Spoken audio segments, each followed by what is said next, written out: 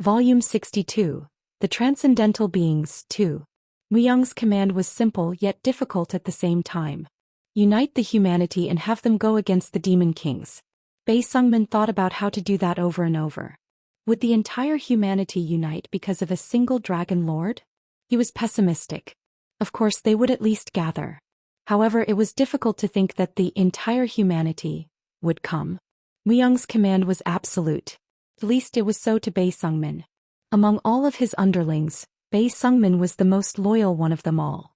Hence, regardless of the method and strategy, the task must be completed. The very first thing to do is to make the leader of each city a puppet. That would be the easiest way. Bei Sungmin had his own opinion when it came to mental manipulation. The problem was that it would take a long time. Furthermore, Muyang did not have sufficient time. Bei Sungmin, would he not know that? Muyang was now walking on thin ice. A single wrong step could be the direct drop into a pit. Of course, Muyang would not lose. He has always won, and he only mobilized in order to win. However, the master is overplaying his hand. He did not take a single step back. The exhaustion from doing so has accumulated until now. When and how it would explode was not known. Muyang would deny it, saying that he could persevere, but Bei Sungmin was worried. Even a solid wall could be demolished by a single tiny hole. As a result, with all he could, Bei Sungmin would have to take the role so that such a hole would not get created. That was to reduce Muyang's exhaustion even by a little bit. Delaying would only drive Muyang to overplay. And when such exhaustion accumulates, cracks would form in the wall and would ultimately shatter. To be honest, it was hard to believe that all he had done up to this point has been charging forward. I must be the pillar. Bei Sungmin had no memory. On the day that he was saved by Muyang after being eaten by the ancient spirit, Bei Sungmin has been blindly following Muyang. Was it because he was an undead created by him? That didn't seem to be the only reason. Even if his memory was perfect, Bei Sungmin would have followed Muyang. Suddenly he had such a thought. As a result, Bei Sungmin has determined to become the pillar of Muyang's spirit. Of course, that may not be necessary. Muyang was stronger than anyone that Bei Sungmin has run into, so his concern might have been simply unfounded. However, even if that was so, he just wanted to provide support. Muyang had the right to deserve that. As fast as possible. The sure method to unite the humanity. Bei Sungmin thought about it. Disguise as a demon king's intruder? If it were Enrose and Sora, it would be possible to hit with incredible threat. A disguise was needed. A scene in a play was needed. The element that they will definitely believe. The Green Temple and Merlin. Humans were thinking of Merlin as a savior. There were even rumors that when the demons were to attack, Merlin would appear and protect them. Bei Sungmin drew a picture.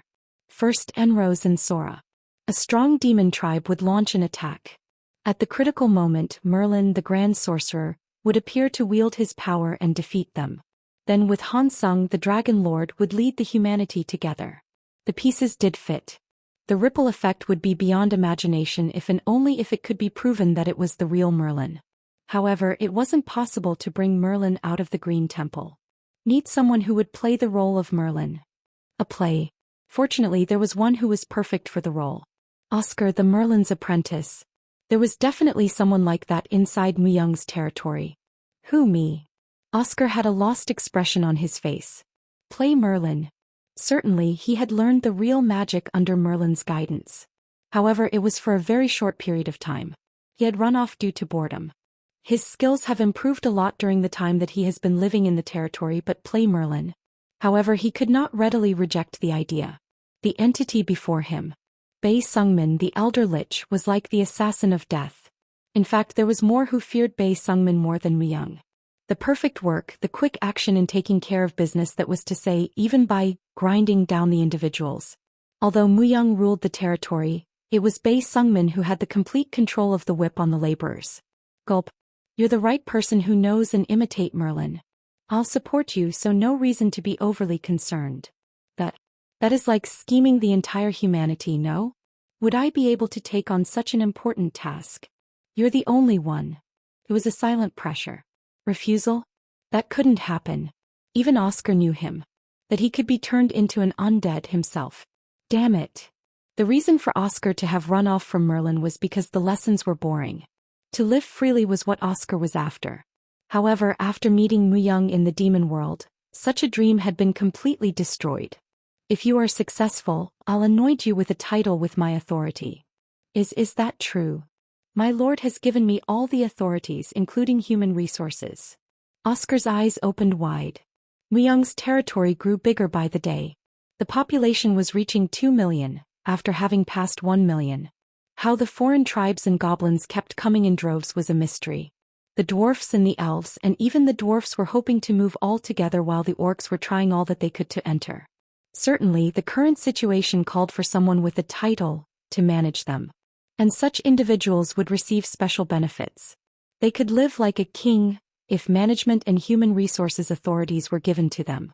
There were also a lot of side money that could be made, and the foreign tribes of this world did not even mind as to how many wives one might have. I, too, can live a big life by having at least 3 elf wives? It was a dream. Even just from imagining it, his cheeks would reach the sky. However, a con on the humanity, there was much risk. I'll try to get you the title that you desire. If you want, even the position of the honorary sorcerer. Honorary sorcerer. Oscar was a probate sorcerer. There were less than 10 honorary sorcerers in the entire territory. Only those who were extraordinary in sorcery within each tribe could rise to that position. Oscar hasn't yet reached that level of sorcery. Furthermore, unfit position was a shortcut to a short life. No. Human resource manager position would suffice. Are you sure that would be sufficient? Yes, in fact, that would be more than enough. As soon as he let out those words, he felt a sting inside. It was because that was the same thing as having committed to play the Merlin's role. Bei Sungmin nodded his head. Do your best to come up with the most detailed image of Merlin that you know. I'll take care of the rest. That's how the Great Khan has commenced. The territory has prospered. It was because Muyang's influence still remained even though he wasn't there. Every tribe has gathered. Those tribes which were tired of fighting, needed their own places or were weak and sought equality. As long as they had promised to not cause a stir, everyone was welcomed. Then they were protected and given their own land on which they could become self-sufficient. In return, the promise had to be absolutely kept. Those who caused disharmony were firmly annihilated. They made good examples out of them. That was Ogre's role. Bolter, the fire giant, that was Ogre, who has become the chief of the place. As he who was the top predator was in charge, there was no possibility of any disharmony. However, it wasn't that he was always very strict. Grow the strength in your wrist. A sword is not wielded simply by strength alone. Ogre was different than Bolter, who wasn't flexible at all. He insisted on being the instructor, and taught how to use weapons to others. As he did not have any reservations when it came to learning what he didn't know, he was also learning many kinds of military warfare. He had both the refinement of a tribe chief and the passion for self-teaching.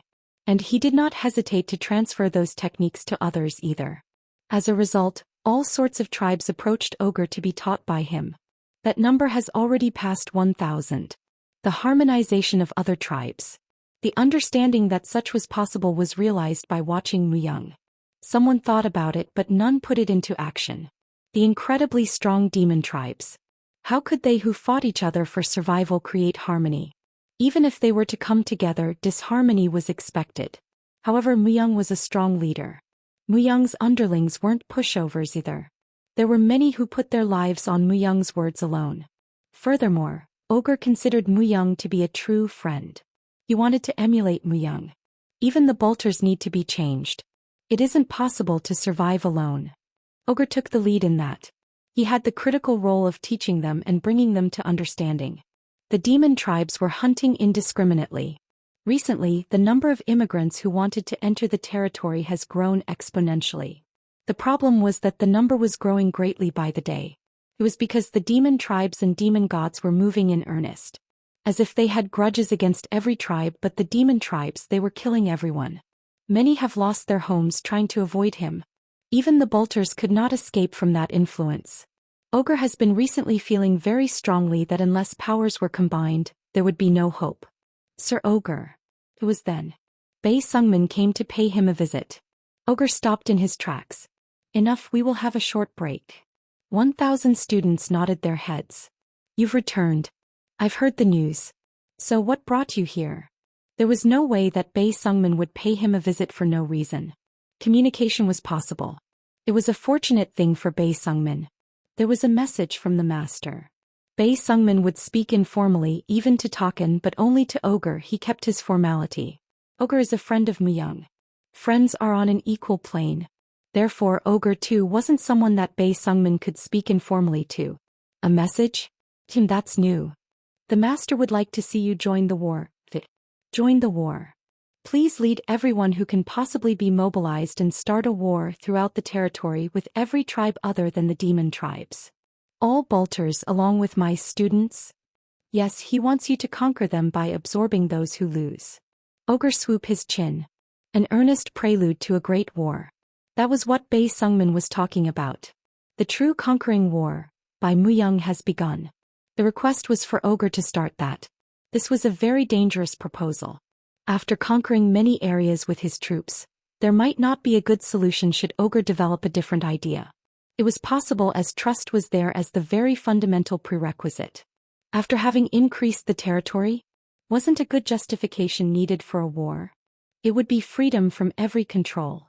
Freedom from control? That's hypocritical. Ultimately, everyone will be under Muyang's control. Overthrow Ball. Including Gremory and a few demon gods will help us. Demon gods. Ogre was shocked. He has truly reached out even to the demon gods.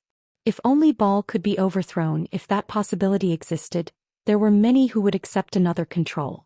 My master has destroyed demon gods Dantalion and Largy. He has obtained their powers and authorities and preparing an attack on Ball, along with demon gods who oppose Ball. He's gone mad. He has really started something. Ogre trembled. That bastard has finally taken out demon gods. The one who was definitely a weakling, when he had first met, has developed to reach such a level. It was hard to believe. However, Bei Sungmin had no reason to lie. If it was true, Ogre could not just stay put idly. Overthrow Ball. It wasn't possible to think of that even in the dreams. Furthermore, the fact that he has intended to join forces with those opposing demon gods could have never been thought of. No more time was needed for consideration. With slightly flushed face, Ogre smiled softly. I'll gladly take the lead. Now Muyang wasn't alone. He had hands and feet that would move for him. And very trustworthy ones at that. A turbulence that will shake up the demon world in Muyang's territory was starting. Having come out of the spring, Muyang took the time for self-reflection as he dressed. Many things have been attained by killing Largy.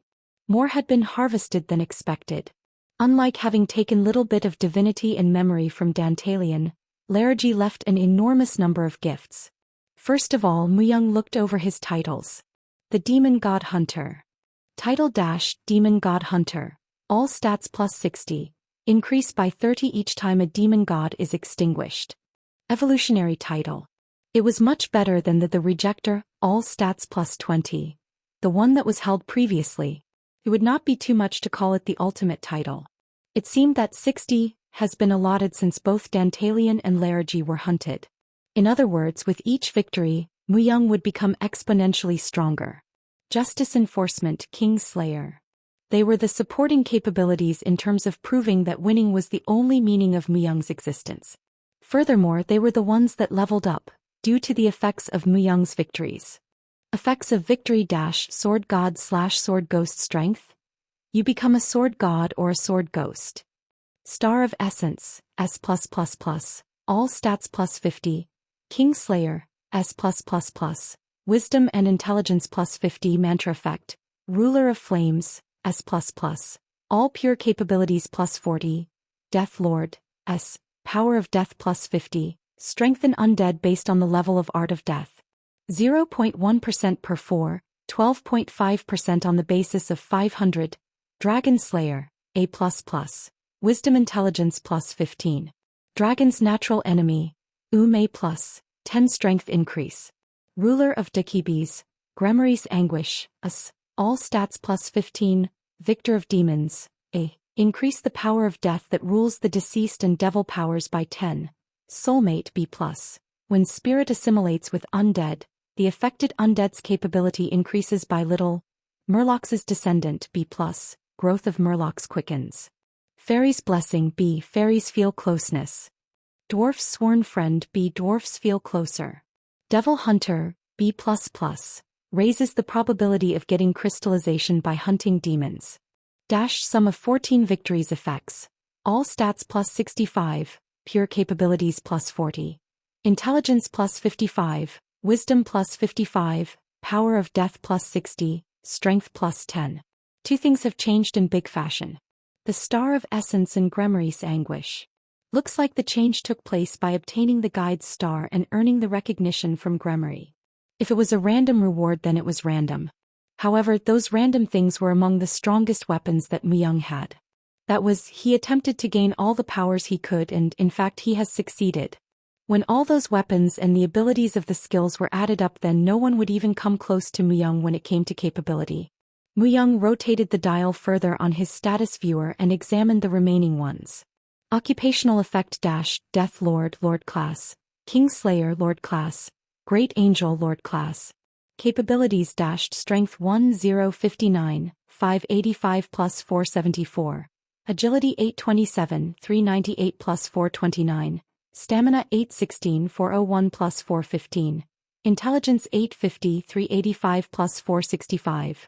Wisdom 880, 355 plus 525. Attack 802, 397 plus 405. Magic resistance 885, 240 plus 645. Spirit ability 855, 410 plus 445. Evil tendency 950, 555 plus 395. True. Divine powers 861, 516 plus 345. True. Fire attributes 805, 460 plus 345. Sum of all levels. 877 Special note. Lucifer's power has been sealed. Gabriel's power has been inherited. You are creating the Muyang sword. Gabriel's spear has been engraved into your heart.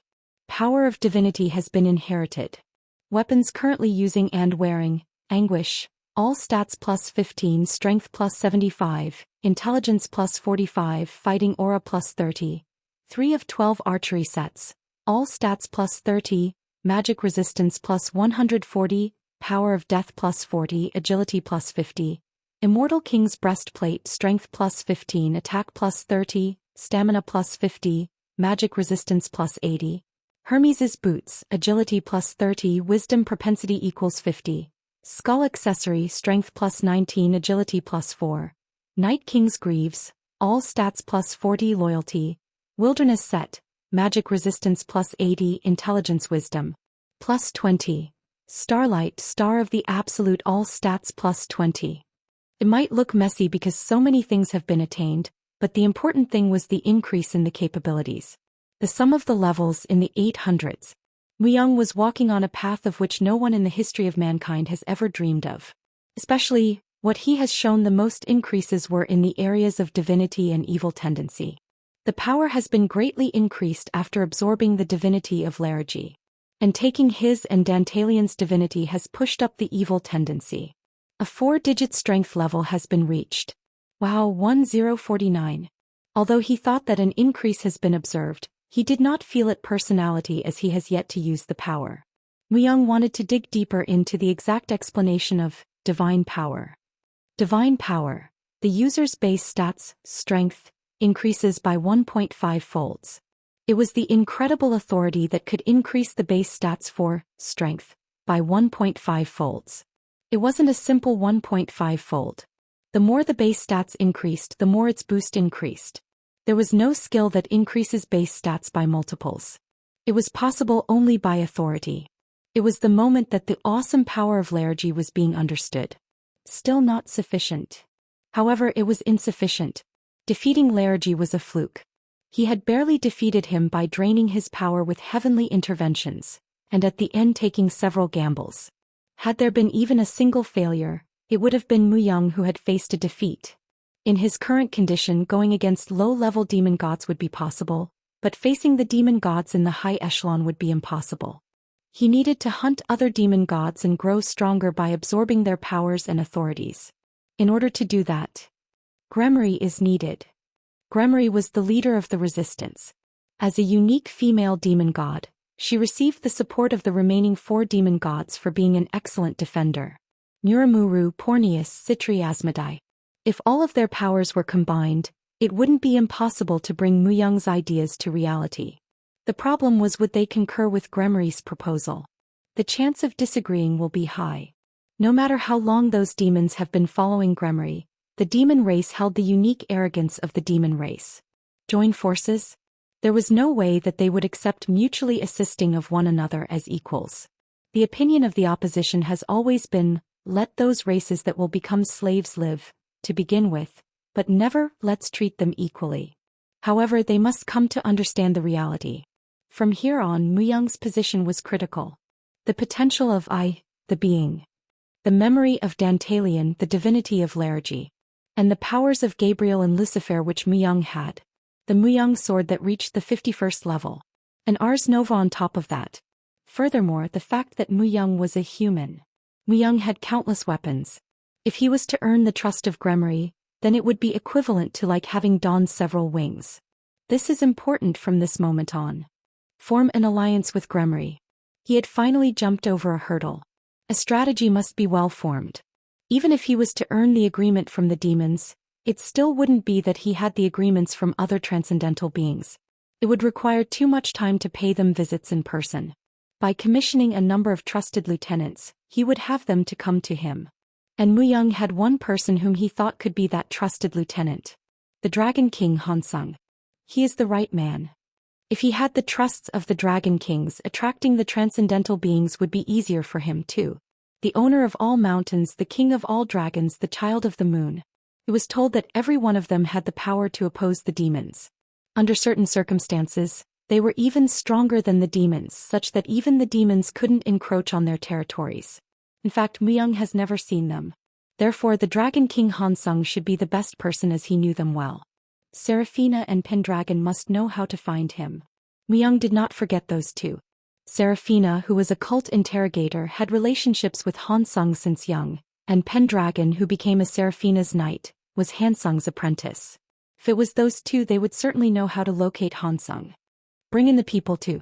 Bring in the large cities, Mulalin, Kunja province and all others, then create an arena of competition. Humanity could not be left out. Although their experience levels weren't to his liking, wars provided innovative ways of becoming stronger. Of course many will be killed, but if they were to not fight, everyone would get killed anyway. Furthermore, only with their alliance, the conditions of extinction for certain demons would also be satisfied. The more the people were mobilized, the more options would be available for Muyang to utilize them. And fortunately, there was the right individual who was perfect for bringing them together. Bei Sungmin. Upon calling his name, a circle shape materialized on the floor and Bei Sungmin jumped out of it. It was the Temple of Gremory. Officially, only Muyang was allowed to be inside, but at his discretion, Muyang called upon one more person. It was so that he could ensure that the work can be carried out in secrecy. Have you summoned me? Muyang spoke quietly to Bei Sungmin. Call in Roth, the Iron King, and Sora, the Demon King of Roses, and go to Mulalin. Is there a need to call upon Inroth and Sora? He was asking if it was possible by himself, Bei Sungmin, alone. Unlike Taken, he does not wield 10,000 dragons. Just Mulalin. When needed, Bei Sungmin could prepare it all by himself, but Muyang wanted certainty. You have many things to do. You will need many strong hands. I will follow your orders. After locating Hansung, get in touch with Mulalin and make them follow Muyang. If Mulalin was to mobilize, then the great city and Kunja province would also mobilize.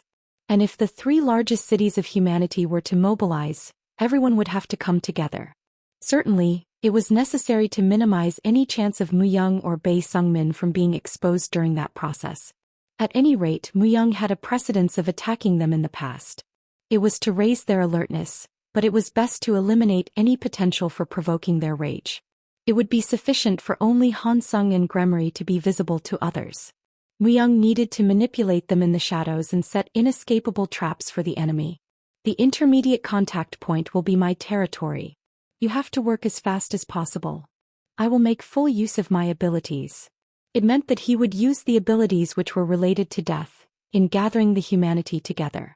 All the keys were with Mulalin and Hansung, so the determination that he would execute the mission even by killing the Pope or making Hansung the undead was understood. Muyang did not add any unnecessary words. Muyang recognized of Bei Sungmin's abilities also. In addition, he was more cautious and cool-headed than anyone else. If Bei Sungmin has made such a decision, it was important to respect that. The joining of other remaining races. Aligning Dakibis, the bolters and dwarfs would be easy, but moving very fast was necessary if other small races including the elves were to be gathered. Bei Sungmin alone was not sufficient. An appropriate talent. There was one, but whether he would obey Muyang was questionable. Ein the High Elf. Come to think of it, Muyang seemed to have everything that he needed. Muyang drew a picture. Only the outlines were completed at this juncture, though. When the picture completes, it would be the new dawn for the heaven and earth. After finishing the treatment, he left the temple. At the same time, countless number of demon eyes stared at Muyang. The newly appeared demon king, the Ash Grey. The scene of personally crushing Largy still remained in their heads. Muyang surveyed the surroundings. They look like they do not approve of me. Although he was being revered, he was not trusted. That's what their eyes told. Countless numbers of demon kings and demon races have been waiting for Muyang to come out. And reverence without trust only resulted in suspicion. Demon King of the Ash Grey. I am Oculus, the Demon King of the 24th Legion. I challenge you to a duel. Although they knew that they could not win if they have seen the battle with Largy, the demons and the demon kings wanted something more concrete, a definite proof. It was true that unless one has direct experience he would not know it for sure. And they were operating under the guise of, what if there is a 1 in 10,000 chance? Muyang raised his shoulders. Before the opposing demons were to arrive here, it wouldn't be such a bad idea to have cleaned up the area's vicinity first. I do not know how to go easy. The problem was that this was the truth. After attaining the skills, he hasn't had the chance to practice how to control his powers. It was very possible that like the demon races that were obliterated by Largy's punches, they could meet the same fate. It doesn't matter. If your power was real. Muyang nodded his head. In fact, the demon king that abruptly sprang forward aspired to become the closest ally of Gremory. No wonder that there would only be aggression. Flap. Muyang opened up his wings wide. No need to delay taking care of such problems. Oculus, is there anyone else other than you? That is, those who do not trust me or resent me. There was no way that there wasn't any more. Their eyes turned more vicious. Muyang twisted up the end of his lips and flipped his finger. Come at me all at once. You arrogant bastard. They did not refuse. The demon races were known to be the races which were incapable of understanding the word honor. Nearly 1,000 demons, including the 5 demon kings, all bared their teeth toward Muyang. Muyang did not even take out the anguish. It was so that he could practice how to control his powers given this opportunity. Pong. And at the moment that Muyang threw his first punches, they came to a realization. The demon king of the Ash Grey. That he was not an ordinary demon king. That he was in a class of his own. He dreamed. For Muyang, this was a waking dream. He was levitating in the air, and below he saw the earth. Earth. A blue planet. The place in which he had existed under a different name rather than as Muyang. However, this memory belonged to Dantalion. The scattered fragments Muyang had stolen from Dantalion has become a vivid memory. Is this from absorbing Largy's power? What was certain was that ever since Largy's power had been absorbed, there were bits and pieces of images. This was the first time that they have manifested as a vivid dream like this. Muyang approached for a closer look. Smoke rose from many places. Machines that looked like giant spiders were destroying the world. They looked very familiar. Muyang knew as to what they were. A Larcigo. Although he saw similar videos when he handled the Larcigo for the first time, they weren't vivid like this. Finally, Muyang focused on a person. Dantalion, when he was still a human being. Save me. Och. Everyone had died. Family, friends, everyone. The Larcigo's attack came out of the blue. Suddenly appearing one day, they quickly began to destroy the world. Humanity wasn't able to fight back. This was the time when the end of humanity was at hand. The small number of people who had survived went into hiding. However, it did not last long. A countless number of gates simultaneously opened up from everywhere. Composed of dark clouds, the gates enveloped the pitifully few survivors. It was the same for Dantalion. For him, what was different from the others was that he met Baal at the place where he ended up. There was no one else. Dantalion was in a place of complete darkness. There was a gigantic, horrifying and revolting monster. Beside it was a woman with angelic wings, confined inside a spherical metal cage. The angel appeared haggard. Halfway collapsed, she was dying. However, something like that did not immediately catch Dantalian's eyes. You, who are you? The angel of time has chosen you. How do I appear to you? The monster's words could not be resisted. Dantalian was compelled to speak the truth as to what he saw. A monster with two mouths. Dantalian quickly covered his mouth. But it was too late already. They are the mouths of truth and lies. This power will fit you. A book was in Baal's hands. Plummeting. He tore off a page from it. Immediately, a countless number of bats came forth and engulfed Dantalian. Kawak. The dream ended there. However, what would have happened next didn't need to be seen to know. James, the human, has turned into the demon god Dantalian. Baal was involved. He himself held the Lemegeton. Baal had made the demon gods. The first demon god. Perhaps he might not be a human. All the other demon gods were humans. However, it would not have been possible for an ordinary human being to have possession of Lemegeton. Perhaps the source of every demon god might have been Baal. The true demon god. That was the true god with real divinity. It has become clear that Solomon had attacked humanity. Muyang summarized the dream. Although it was short, it told a very important tale. With that, a small curiosity has been satisfied. It was certain that Solomon had cleansed the humans. There was still the question of why. But it was clear that Solomon was not on the side of justice. More importantly, Angel of Time. Baal had confined the Angel of Time. And he had told Dantalian that the Angel of Time had chosen him.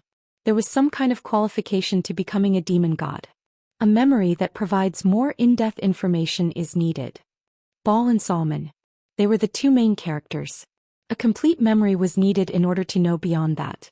By attaining the powers of the demon gods through hunting them, the memory will become complete. Larigi had also had such a dream. One would know a lot more if one can attain the powers of the demon gods. Muyang turned his head. A demon which was guarding the front of the door has opened the door and entered. Oh, demon king of the ash gray, all the demon gods have gathered. I'll take you to the assembly. The grand assembly. There were already 5 demon gods gathered here. Thank you everyone for coming. Nuramuru, Porneus, Sithri, Asmodai and Gremory. They all had very serious looks on their faces. It was because they have also heard of the demises of Horus and Larigi. Asmodai, the earth demon god whose body was made of stones, was the first one to rise up and speak. What the heck is going on? Larigi, that warlord has been defeated. I will explain everything. Please take a seat. Gremory responded calmly. Her presence there calmed the ambience of the assembly, yet curiosity was too strong. A battle that couldn't be won was won. This warranted an explanation. As Asmodai took his seat, Gremory spoke. Solomon, he has appeared.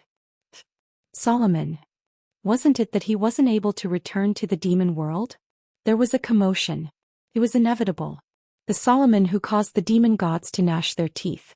Although Muyang did not know all the details, but he at least knew that the relationships between them were very complicated. Muyang was at the back among several demon kings. It was a forum for only those who were trusted by the demon gods, yet extraordinarily Muyang was able to attend. As it was Muyang who had planned it in the first place, it was a natural thing if anything could be said to be natural. All veterans. Hiding his energy, Muyang examined their faces. Someday it was possible that he might have to face them as adversaries. And this was the best opportunity to study the demon gods.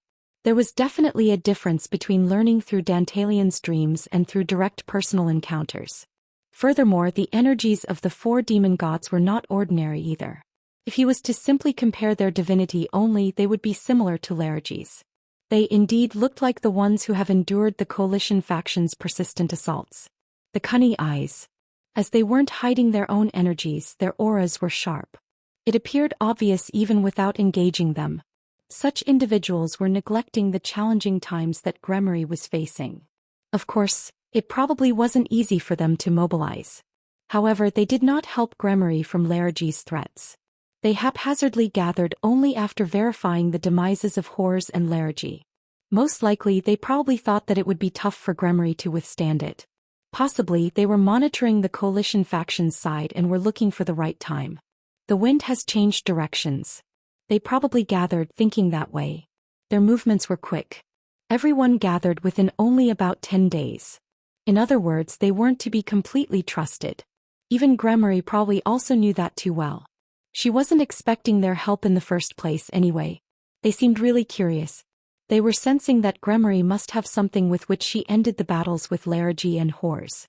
However, with the mentioning of the name Solomon, they were taken aback. Muramuru, the skinny demon who was dressed in light black, spoke. Solomon. He really appeared in the demon world. Taking some time, Gremory spoke. He was the one who also destroyed Hors and Larrigi. To be precise, he and Diablo. The appearance of Diablo. Even they had ears to hear. They already knew about the fact that Diablo had incinerated Hors with fire.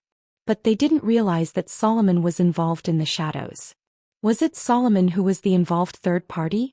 But then why Gremory, why are you whole? He and I have made a deal. A deal, a deal. You made a deal with a thug. That is disappointing. He would want our destruction? The demon gods protested. Although everything was going as it was scripted, the hatred towards Solomon was beyond Muyang's expectation. Gremory responded calmly. Solomon wasn't able to move directly. Instead, he was controlling Diablo. Perhaps the effects of the Lemagitans' books seemed to be setting limits on him. Everyone shut their mouths and attentively listened to Gremory. Business was business and personal business was personal. It was very upsetting for them, yet they were curious about the real story. His ultimate objective was elimination of Baal.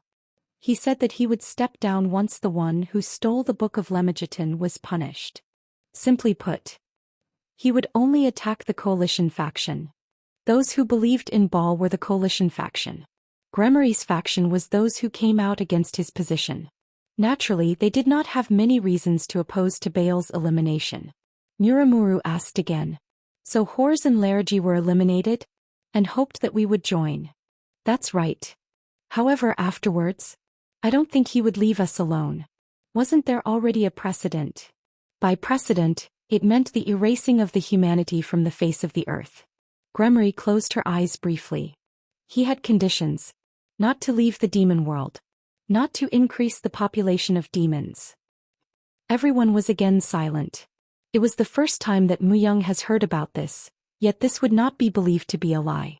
It was because Hors wasn't eliminated and Solomon would expect nothing in return.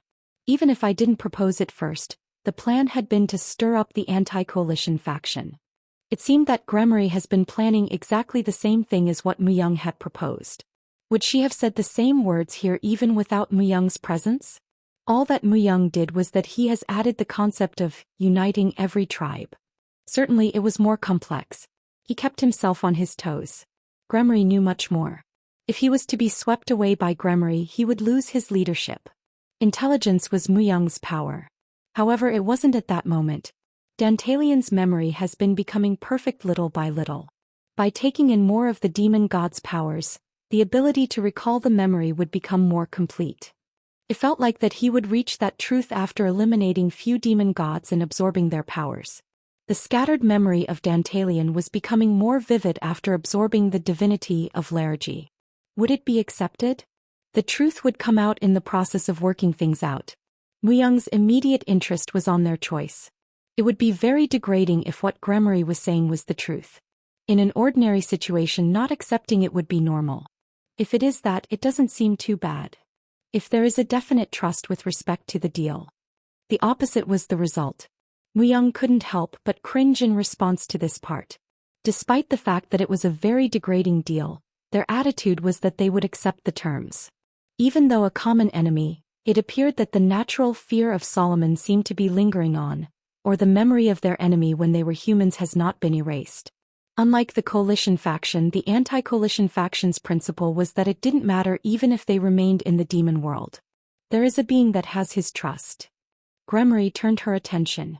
Muyang was at the other end of her attention. It is Muyang, the demon king of Ash Grey. Every demon god's eyes turned to Muyang. This was not part of the script. Ha! He exclaimed inwardly. At the same time, Muyang understood. This was a test, an ordeal, and a chain that would bind him. Gremory, you will not permit things to go only my way. Muyang did not lose his cool. He has not even once ever thought that everything would go as planned. The variability of the world. Murphy. The future has already changed and was in the process of changing. It was only that Mu-young tried all he could to control the changes. It was the same this time around. Can't just take this lying down. Gremory's meaning was clear. Rather than allowing him to remain as a hidden manipulator, she planned to draw attention to him by revealing his identity before all.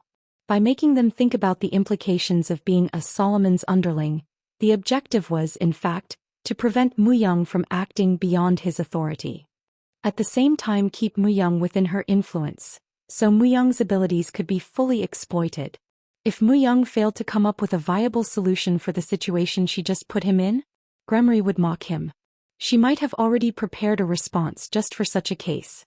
However, Gremory could not rest easy. It was because it meant that Mu-young's ability to improvise to a situation was only at this level. That was, that Mu-young's ability to deceive and scheme would be insufficient to con the demon gods. He would be useless to her if he was incompetent. Only one move. So much was riding on this one move. I'll play along. Mu-young came forward. The 5 anti-coalition faction members turned their attentions to Mu-young. Those eyes. They were filled with both resentment and interest. The look of the demon gods resembled hunters who would immediately devour their prey, should the slightest weakness be shown. On the other hand, if strength was to be demonstrated, what would happen if he was the representative of a power that was beyond their imagination? Mu-young has seen the answer just a moment ago. They have rationalized their acquiescence to the degrading, one-sided deal with Solomon. Demon gods. Although they were called that, their origins was that of mere humans. Ultimately, it was the outcome of the limitations of being created gods.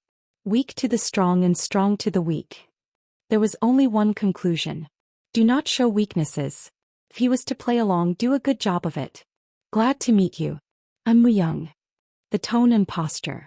Everything was that of a strong one. He displayed the aura of looking down upon the weak from a position of strength. The response from the demon gods weren't that friendly. Your arrogance is piercing through the sky. Are you saying that you are a follower of Solomon? Is that why you wanted to keep a watch on us? Muramuru asked. He appeared to be the most extreme among the gathered ones. Mu-young sneered with total sincerity. Follower of Solomon? Why would I follow such a one as Solomon? He scoffed at the demon gods who feared Solomon. Mu-young was above their ferocious attention, his attitude expressing disdain at their limits. In fact, it didn't matter to Mu-young as to what Solomon was. If Solomon was the ultimate hidden adversary, Mu-young would also cut off his head. Likewise, there is no reason for me to pay attention to you either. Mere made gods are not enough for our interests. You bastard, have you forgotten where you are? With the exception of Gremory, all the other demon gods began to show killing intent. Even if they were made gods, they have ruled and became strong over long periods of time. Would there be any entity within the demon world which would survive those 4 demon gods' murderous looks? Deadly rage. They've killed and killed often. However, such ferocity did not work on Mu-young. It was because Mu-young was murder incarnate. Instead, Mu-young caused a separation. Lucifer's power of the devil. Gabriel's power of the angel. As the two have separated, the wings turned black and the spear of Gabriel appeared in Mu-young's hands. This energy? The power of angel. The demon gods stood up at once. It was because they felt the power of the ultimate opposites. Like the venom of the cobra. Their instinct warned them and their bodies automatically stood up in respect to Mu-young's power. Act of degradation. Although they immediately recovered their seats, the wrath was visible on their faces. On the other hand, Gremory showed unexpected look in her eyes. The power of Gabriel used when battling Largy. She did not expect to see it being demonstrated before the demon gods. Depending on the situation, Mu-young could in fact be killed here. This was that big of a gamble. Muramuru spoke. It isn't that the fake deity that Merlin had made. Fake deity that Merlin had made? Did they mean the kind of powers that the priests were using? Momentarily, Mu-young threw the question to the side. This was not the time to debate that. Instead, he spoke very leisurely. As if to say that their disbelief wasn't worth his concern. I'm the one that never fell from grace. I am the Archangel Gabriel. He has to become the Archangel in a hurry. It wasn't a lie. After all, he did have the power of the Archangel Gabriel. Nuramuru replied immediately. Archangel? Archangel Gabriel? No way. There are no angels in the demon world. Furthermore, you bastard are a human. When there are no angels, how do you recognize angels?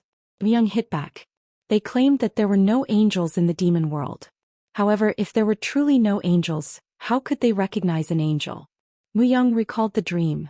There was an angel. They knew it, having seen that angel. Myung continued. There are certainly angels in the world that you call the demon world. The angel of time. The unfortunate angel who was captured by Baal, that is. Nuramuru closed his mouth. The other demon gods are also silent. Intel is power. It wasn't possible to beat the demon gods when it came to the absolute quantity of information. However, Myung was confident when it came to the quality of his information. With this, Myung has clearly established himself. The eyes of the demon gods staring at Myung have also begun to change. Myung drove in a wedge. Did you say that I'm a follower of Solomon and watcher of the demon gods? I'm not. We are the watcher of Solomon. Our duties are to watch the bastard's unexpected changes and control it. I have been only hiding myself all this time, having the body of a human, the power of a demon god, and with the power of an archangel. Rather than a made god but a watcher of the real god. Myung's words were checkmate. Even they could not have fathomed such a response.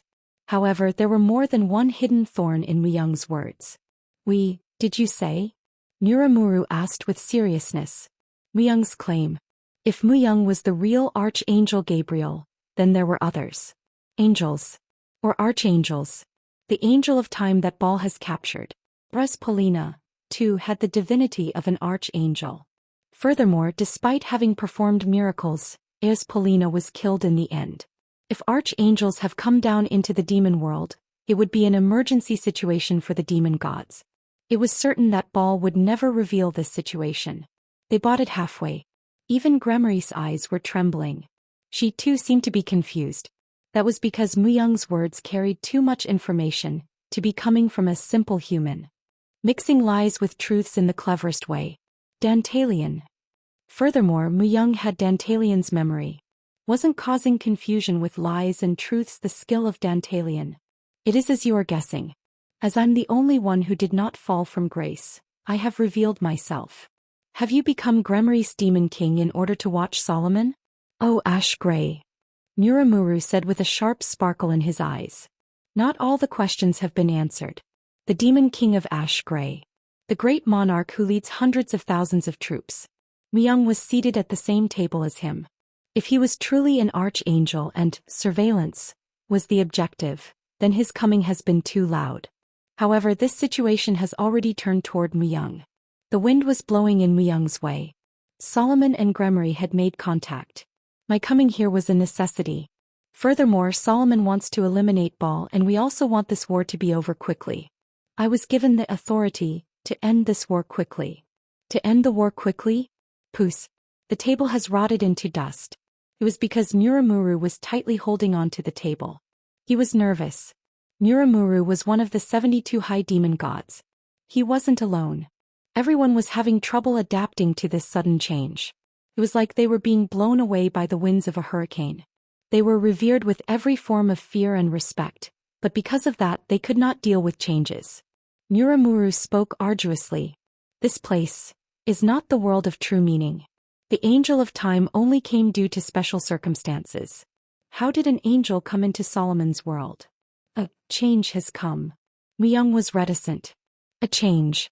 That could be the appearance of Diablo or Myung's travels back into the time itself. However, this short response made many inferences possible. This was for them to think on their own and be convinced. However, based on Nuramuru's reply, Myung too was taking in more information and making inferences as well. Solomon's world. Solomon had attacked the earth. He had exterminated humanity. Towards the end, gates manifested as giant black holes and absorbed the remnants of humanity. Dantalian had met Baal at the end. However, only 71 had received special benefit. What had happened to the rest of the people? The Blue Temple. Most of the people opened their eyes there. Merlin manages the Blue Temple. In some ways, the possibility of Merlin, the Grand Sorcerer, Being an accomplice of Solomon was high. Then this demon world, could it be a Solomon's world itself? Oh, ash gray. To be frank, the angels would want to side with our anti-coalition faction. And Solomon, too, wishes for Baal's death. We do not want a terrible massacre to take place. And since Baal has kidnapped the angel of time, it is not a bad thing for us either. As long as Solomon does not go overboard in his actions, we too want this war to be over quickly. It was the coming to an understanding. The power that Muyang holds. The divinity of Gabriel was real. In addition, there was also the justification of the angel of time, so they were rightfully confused. Muyang turned his attention to Gremory. I'll return to the main subject again. That is, as to what would happen going forward. Although Gremory was maintaining her usual self, she couldn't fool Muyang's eyes. She is flustered. She probably was thinking that she has taken a shot in the jaw. Furthermore, even Gremory was being confused about Muyang's true identity. With this, Muyang was guaranteed of a perfect spot. No demon god here could dismiss Muyang, and they could not put restrictions on Muyang's actions. The coming to an understanding. It was because they, too, will have the guarantee of living freely when Baal would be no more. What was remaining was the transcendental beings. The ones who were known as the transcendental entities. East, west, south and north. They were the absolute beings, those which existed one in every one of the four directions. And even the demon gods could not dare to trespass. If they could be used, they would be the best hand. The problem was time. Fortunately, he was able to buy some time with this occasion. There was definitely a demon god among the demon gods here who has his foot on the side of the coalition faction. Perhaps it could be all four except Gremory. They would let the rumor percolate inside the coalition faction, and will inform them of the appearance of the archangel. If that was to happen, even the powerful Baal would not be able to mobilize immediately. In the meantime, Bei Sungmin must act quickly. And Muyang did not doubt that Bei Sungmin would be able to complete the tasks, which he had ordered, as quickly as possible. If only the transcendental beings could be brought to the same side, Muyang would rise up as the ultimate one, and would be able to easily manage the anti-coalition faction. The future changes. He would right all the errors which he had made with his own hands. Muyang's eyes shone brightly. What would be the sacred race of the demon world? Based on what was known, it was the unicorn race. The flying white horses. As the unicorn's horn was used as an exorbitantly expensive ingredient for medicine and material for weapons, there were many who frantically sought it. However, discovering unicorns was like finding a needle in a haystack.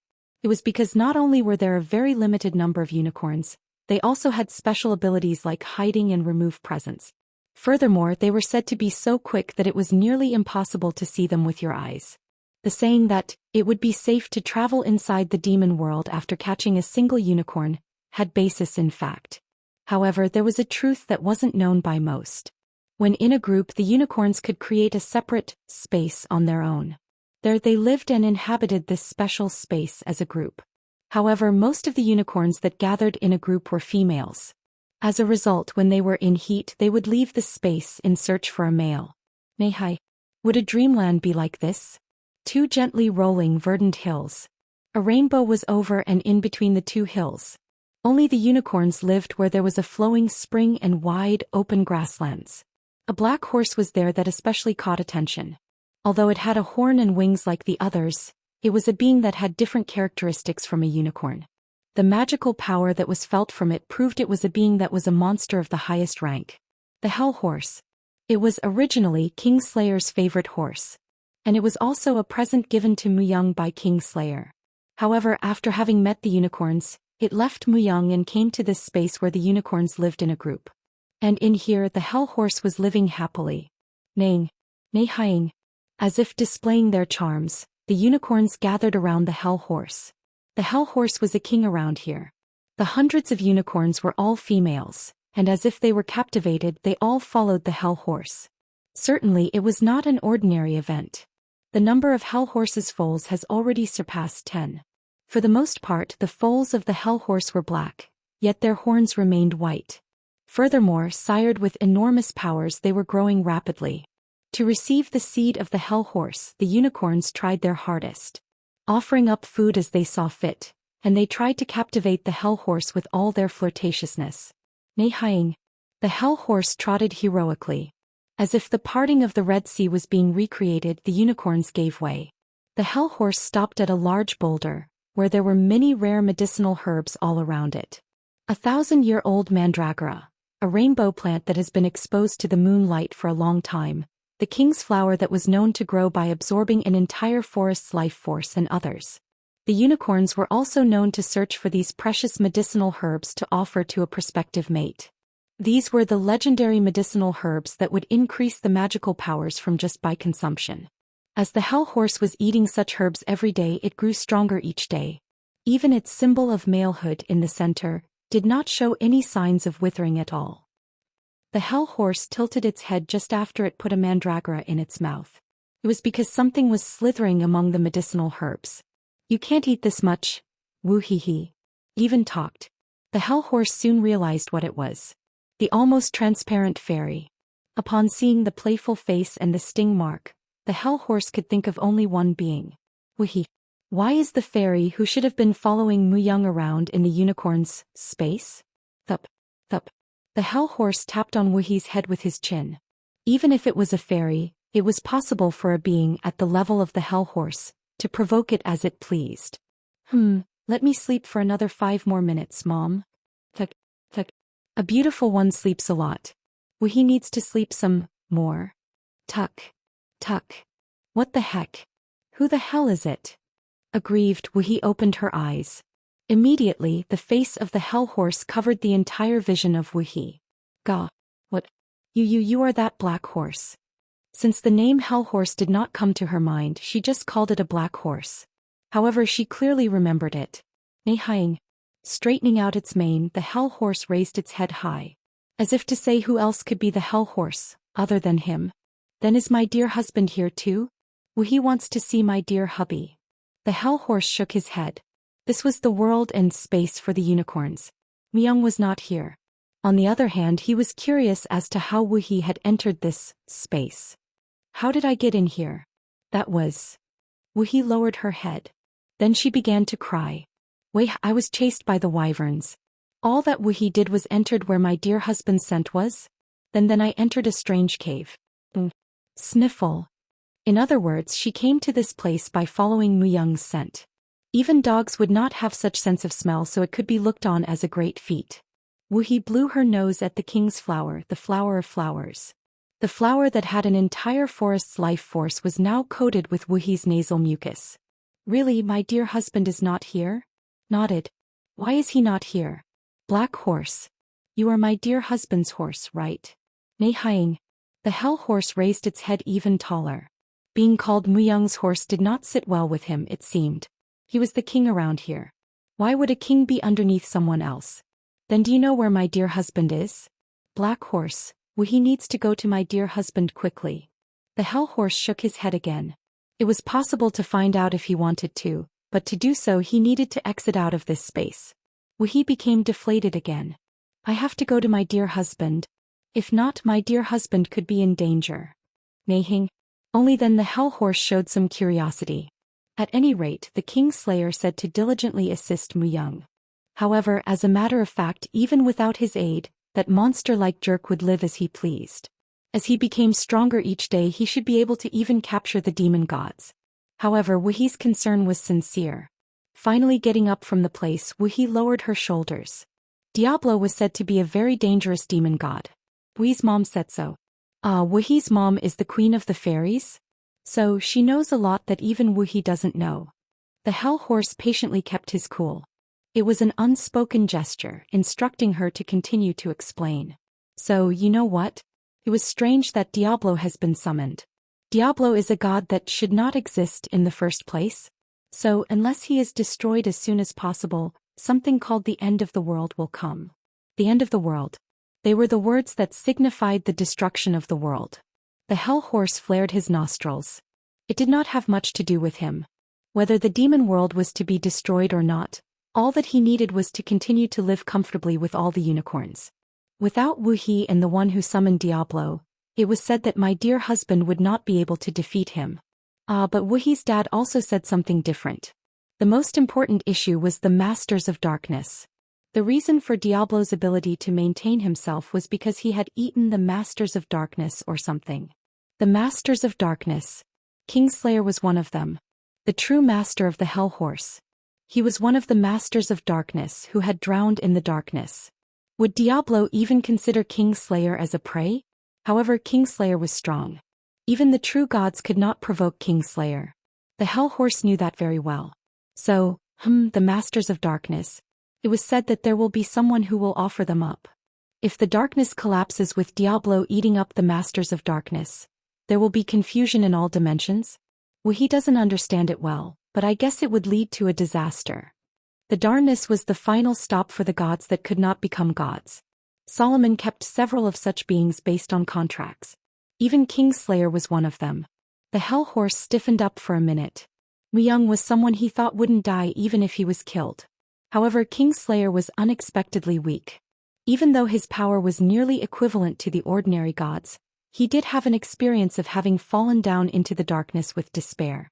As he liked Muyang a lot and it had been a favor from Kingslayer, the Hell Horse assisted Muyang for a while.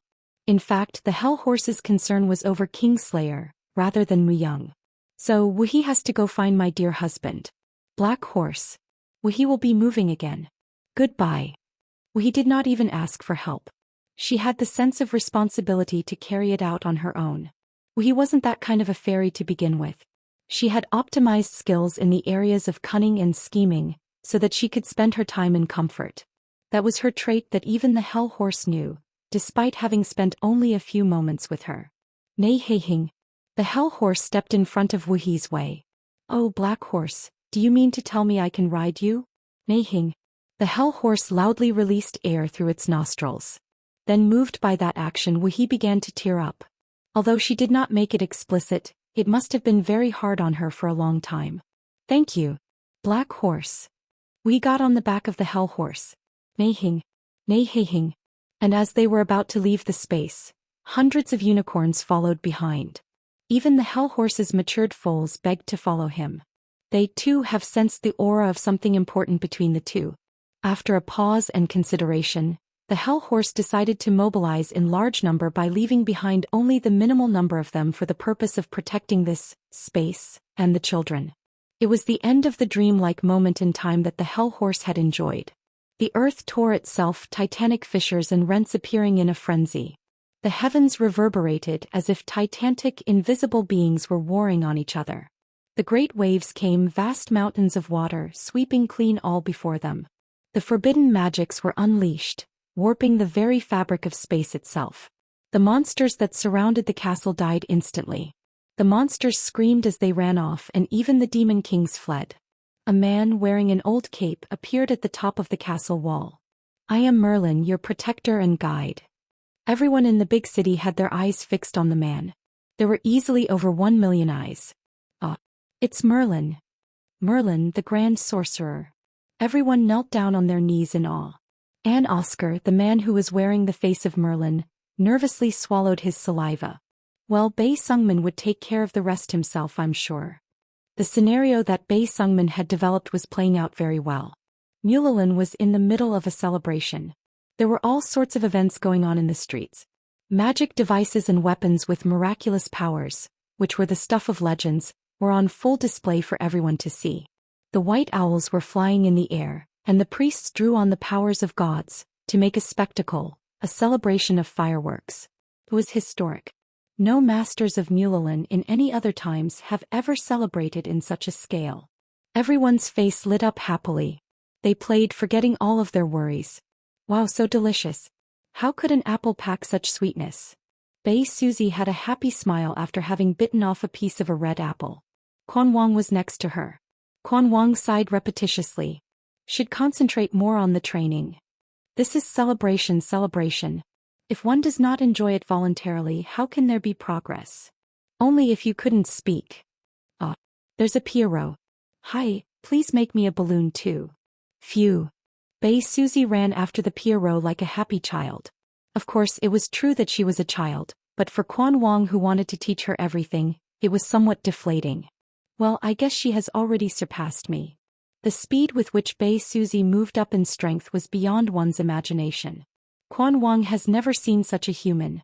She has already surpassed the level of Quan Wang, who was one of the humanity's 10 strong ones. And the reason for that strength was due to the lineage of light, the special skill that Bei Suzy had. The lineage of light.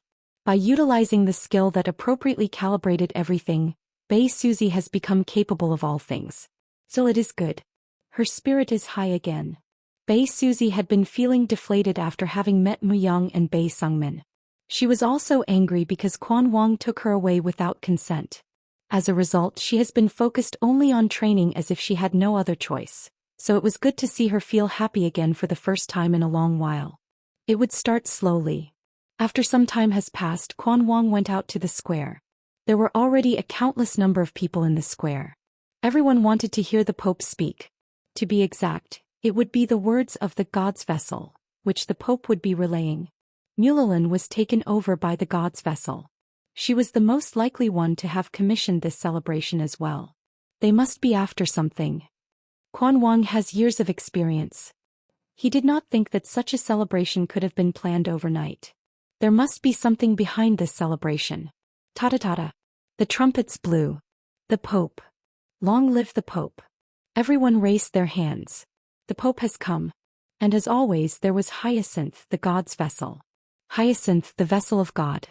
Although she hasn't outgrown a girl's figure, a blinding charm was being permeating from her. There was nothing more to say about it, as she even made a puppet out of the Pope. My heart is pounding even by looking at her from this distance. Phew. Quan Wang reluctantly turned his head. It was so that he could only focus on the Pope. Wow, that woman is really pretty. Just like a doll. But she looks very familiar. Holding a lollipop that was as big as her head, Bei Suzy came running. Bei Suzy did not even shake at the power of the charm. Anything that has been categorized as evil power could not breach Bei Suzy's boundaries easily, and it was the same in this case, it seemed. Dear people of the Holy City, I hope you will enjoy today's celebration. The Pope began to speak. Then the anticipated speech has begun. Prayer. Bei Suzy unconsciously let out a long yawn. But she soon closed his mouth after drawing the attentions of others around her. Teacher, has the Pope been always very talkative like that? Then she discreetly whispered to Quan Wang. Quan Wang shook his head. The Pope was famous for not saying much. He only spoke of words that were needed to be said. However, the Pope spoke too much today. Not long ago, 2 demon kings had invaded the great city. And Merlin had stopped them. Merlin. This story has already been spread throughout the Holy Empire. The Grand Sorcerer Merlin. People called him the Protector of the Green Temple. The Protector has personally come out into the world. Referencing him, the Pope wanted to set a course for the future. Although his words were long, there was only one conclusion. Our new holy city will follow the will of Merlin, and lead in overthrowing the demon gods. For every citizen and humanity. Wah wah. It's a war. Quan Wang creased his forehead. Why a war all of a sudden? However, people did not have a shroud of doubt. They appeared to simply follow as what was being suggested. At this level, it appeared that everyone was under the influence of a group spell. Let's go. We should leave Mulalin. It was not a good omen. Quan Wang said, but no reply came back. Thinking it as being odd, he looked around him, but Bei Suzy was nowhere to be found. Where has this rascal gone now? Someone was looking at me. Bei Suzy suddenly had that thought. Although she looked around, she could not find anyone who was secretly watching her. What's going on? Bei Suzy's sensory perception was on a different level than others since she was little. Even recognized by Mu Yang, those advanced senses had saved Bei Suzy's life several times. Especially after she had obtained the lineage of light from the Sky Library, that power has increased. When she had briefly borrowed Mu Yang's power in the past, she had felt as if she had become a god. That sensation still remained inside Bei Suzy. And the power which has reached its maximum level was telling her that she must trust her senses. Who is it? He was curious. She was curious as to who would be watching her in secrecy in a frenzied situation like this. Above all, she felt no presence of hostility from her senses. Rather, she felt a sense of affection. Affection. Let's find this person. Feeling that she couldn't lose the person like this, Bei Suzy quickly utilized a flying skill. She was confident when it came to speed. It was not an exaggeration to say that no one has ever escaped from Bei Susie's pursuit. Her maximum speed was near supersonic level. However, the one she chased with her senses hit himself even faster. She went to the top of the cathedral but found no one. There is a trace of teleportation magic. However, using magic alone couldn't escape her. This opponent was underestimating Bei Susie. After having had assimilated with Mu Young, Bei Susie's sensory perceptions have already reached beyond anyone's imagination. It was like when the king of fighting Wang had mastered everything about the Mystery Moon sect. The word genius wasn't even good enough to describe Bei Susie. As a result, she was able to use the sight that could see the traces of magic and the movements of the magic power. Whoever you are, won't it be fun playing hide and seek with me? Bei Susie too became unyielding. To turn back at this point wasn't like Bei Susie at all. Bei Susie's creed was finish what was started. Behind such a character stood Mu Young, but to her credit, Bei Susie was able to come this far without giving up. Bei Susie chased after the scent of mana. And when she was about to reach the source of the scent, the target disappeared again. Bei Susie was impressed as the situation repeated several times. A powerful sorcerer. His spell casting time is close to 0. It was a well-known fact that it takes a while to initiate teleportation magic for an ordinary sorcerer. Or that there was a limitation as to how many times it could be initiated. These limitations did not seem to apply to the sorcerer that she was after. They said the great sorcerer Merlin has come to the great city. Has he come here? Although she might have been tired, Bei Susie did not quit. Getting interesting. It was becoming interesting for her. It was as if she had traveled back in time to her childhood. There was some sense of having fun, just like when she had run around with her childhood friends. The opponent also seemed to be keeping pace with Bei Susie as well. The hide and seek continued until the sun was setting. Perhaps, impressed by the tenacity, at some point in time the pattern of magic has changed. Bei Susie tilted her head. Now that running away isn't working, he has decided to entice me? The width and length of the entire territory of Mulalin might have been covered in this game of hide and seek. Then all of a sudden he was moving underground. Knowing fully that Bei Susie was after him, it dared Bei Susie to approach. Although it was a provocation, Bei Susie felt like she was being enticed. Perhaps it was because she had eaten sweets earlier, that she decided to be entertained. The underground sewers. Bei Susie ran on top of the flowing water. She had long ago mastered the level of flying skill which allowed her to not fall into the water. Even though she was able to run in the air, she didn't need to be flying around in such a limited space. How long has it been since she has been moving in that fashion? Someone is here. She felt a presence. The cross-junction of the underground sewers. There was someone on the other side of the wall. It was the moment that she could finally see the end of, after almost half a day of the game of hide and seek. Bei Susie approached cautiously. As the unknown opponent was an incredible sorcerer, she could not let her guard down. Having come into a certain range, she quickly stopped. A man wearing a black robe over his body was standing at the cross-junction. And as soon as she saw the person, Bei Susie shook all over. The eyes that appeared to be like the Apollyon. She couldn't have forgotten it. You are. Leave Mulalin. A low voice rumbled inside of Bei Susie's ears. She was certain that it was the lich that was with Mu Young. Why are you here? You need not know. Didn't need to know? And immediately telling her to leave didn't seem fair. Above all, why hadn't he just left Bei Susie high and dry? With the skills that this lich had, he could have escaped from my chase 100 times over. No matter how advanced Bei Susie's flying skill was, it was no match for the lich who had once battled against the Demon King in Roth. Come to think of it, a strange memory lingered on. That day. The day when she had assimilated with Mu Young and faced in Roth. Bei Susie was captured and finally lost her consciousness. However, under a very blurry vision, she remembered seeing the lich who was before her. Whether it was real or not wasn't certain though. But his affectionate eyes, for some reason, remained in her memory. And it was the same this time around. Indeed, it was the lich who was watching her with affection, and who played hide and seek as if he wanted to play with her. Then why? No. Bei Susie shook her head. I wasn't sure before, but now I am. Why did you save me? I had no value after being captured by Roth. That was no value in saving me by risking yourself. Was I not a bother? In fact, the lich had treated Bei Susie as a burden. Yet he saved Bei Susie at the end. Choosing to self-destruct, he separated in wrath from Bei Suzy. His gaze on Bei Suzy for some reason seemed urgent, sentimental and longing. Bei Suzy hasn't even once forgotten that gaze even now. Who are you? I'm a ghost. My master's shadow. You do not need to be involved in the matter at hand. My master would not want that either. Myung, he has never once told me to stop. Not even once. Myung was an excuse. When danger struck, facing it head-on was who Myung was. Myung was telling Bei Suzy to run? Myung wasn't someone who would talk that way without any reasonable explanation. In one word, it was an excuse. The Lich was making an excuse. It's been always that way since the beginning. Although I have never seen you and that even you were a Lich, my heart pounded. It wasn't affection, but certainly it was something close or maybe even a higher emotion than that, and it surprised me. It was always that way no matter how you treated me or distanced yourself from me. Who are you? Bei Suzy had a very complicated expression on her face. It was the one question that she could never shake off. It would be easier if it was affection. Just affection, that was. However, I wasn't.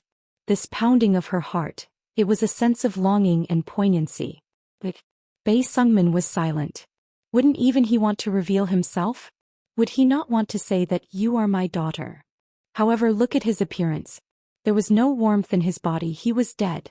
The ever so shabby-looking self without even a single piece of flesh on him. Leave. You cannot stay in this war. Bei Sungmin grabbed his staff. Twing. Sharp wind has blown towards Bei Suzy like sharp saw teeth. She tried to dodge it, but her shoulder has been penetrated through at once. Plop. Wait. Bei Suzy could not continue her words. She fell, losing her consciousness. Bei Sungmin looked upon the fallen Bei Suzy. To prevent small bugs or other things from even approaching close, he has established a barrier, and even placed several magic spells, so that Bei Suzy's body temperature would remain steady. A month from now, Bei Suzy would be able to crack this barrier and come out of it herself. You have to live. As he had incorporated very strong sleep spell, she won't be able to wake up for at least a month from now. Bei Sungmin gazed on Bei Suzy for a while, then turned away. Much needed to be done. It was exactly 3 days since Bei Sungmin had left. Splash. Splash. Someone approached with the sound of splashing water. What the heck, wasn't it here? No one is here. A small fairy riding a black horse said in an angry tone. Black horse, this is the right place? But it isn't here. Did you just lie to us? No. It's here? Well, as far as we can tell, there is one girl here, I see. And strangely, my dear husband's scent is here too. Sniff. Wuhi the fairy approached the established barrier sniffing like a dog. Although shielded within the barrier, she was clearly visible to the eyes of the hell horse and Wuhi. Then looking at Bei Suzy who was inside the barrier, they tilted their heads. I smell the scent of my dear husband from this girl. Could it be an affair? Wuhi, pouting her lips, closely examined Bei Suzy. Myung's scent was rather strong. It was so because Bei Suzy and Myung had once assimilated, but Wuhi could not know that. The reason even for the hell horse to have made a mistake was exactly because of that reason too. And Wuhi has never met Bei Suzy before. Bah, my dear husband must have taken in a new woman when Wuhi wasn't around. The hell horse laughed at her. Many women will follow strong man. Even the hell horse, being called the king of the unicorns, spent time with hundreds of maras. However, no one ever complained. That was because the hell horse was the king there. What? Geez, all men are the same. Wuhi crossed her arms while spitting out many of the familiar curses. Hey black horse, let's take this girl too. I'm going to question him, will it be her or Wuhi? The hell horse tilted his head once again. It would be simple to just kill her and leave the body there if she didn't like the girl. However, Wuhi didn't want to leave the girl who might somehow have some sort of relationship with Myung. The hell horse thought that Wuhi lived a complicated life. Asterisk. There was an emergency. Demon tribes have surrounded Gremory's temple where the opposition forces have gathered. They numbered close to 10 million, but the tension level has reached the maximum point. Why is he here? Is he going to break the non-aggression pact? That was such an opponent that showed up here. The ground that he walked on was rotted and turned black. His breath was a fetid green, virulent with pestilence. It was like he was indeed the personification of death, the grim reaper, harvester of souls. and countless number of monsters and undead lurked behind him. The king of the dead. Why did the one of the 4 transcendental lords that ruled the north come here? Even though there were 5 demon gods, the king of the dead was no pushover. However, why was he here? There was a plan of congregating the transcendental beings, but that was supposed to happen in the future. Bei Sungmin and Han Sung, the Lord of Dragons, were supposed to make it happen.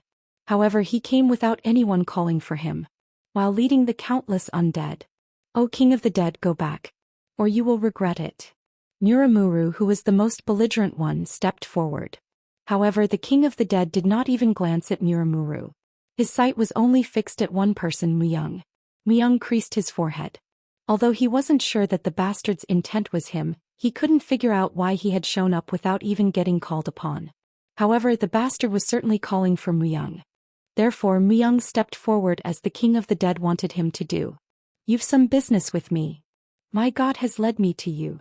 An immediate response. However, it was a surprise that the King of the Dead was a devout believer. Even a being like you follow a god? I follow the same god you follow. Muyang follows a god? It was the first time such thing was being said. Muyang does not have a blind faith in a god. In fact, he could be called the ultimate atheist. Believed in God? As Muyang was feeling strange, the King of the Dead continued. Artanius, the true mighty one of death who has blessed you. Death Lord. His true name was uttered from the lips of the dead. It was a completely unexpected situation. The transcendental being, the King of the Dead who rules the north, and the Death Lord were involved. He and the King of the Dead were similar as their power was based on death. Muyang too has completely harnessed the Death Lord's power as his own. For this reason, Muyang felt some level of familiarity with the king, even though the transcendental beings were both wary and antagonistic. So it didn't appear to have been just a simple mistake. However, Death Lord was in the darkness. How did Death Lord, who was a being in the darkness, come in contact with the King of the Dead? Why were you sent here by Artanis? Muyang could not resist asking. If he has come to help, then that would be the best response. It was because one of the most difficult transcendental beings was the King of the Dead. We are to battle using only the art of death. My God has said that he would cast out the loser. However, what the King of the Dead has said was unexpected. The end of the art of death meant combat. Then the King of the Dead was someone who also used the art of death. It was hard to believe that there was another one besides Muyang who had the same power. Renounced by the Death Lord. Muyang fell into a deep thought. As a matter of fact, the King of the Dead was famous for isolation. Even when the demon gods were going berserk or when other transcendental beings would come forth, the King of the Dead did not make any moves from the high, cold mountains of the north. Because of that, the North Mountains were a territory that could not be attacked. However, it was someone who was solitary who had shown up where Muyang was. That was how badly the Death Lord's power was coveted. I accept. There was no reason to not accept it.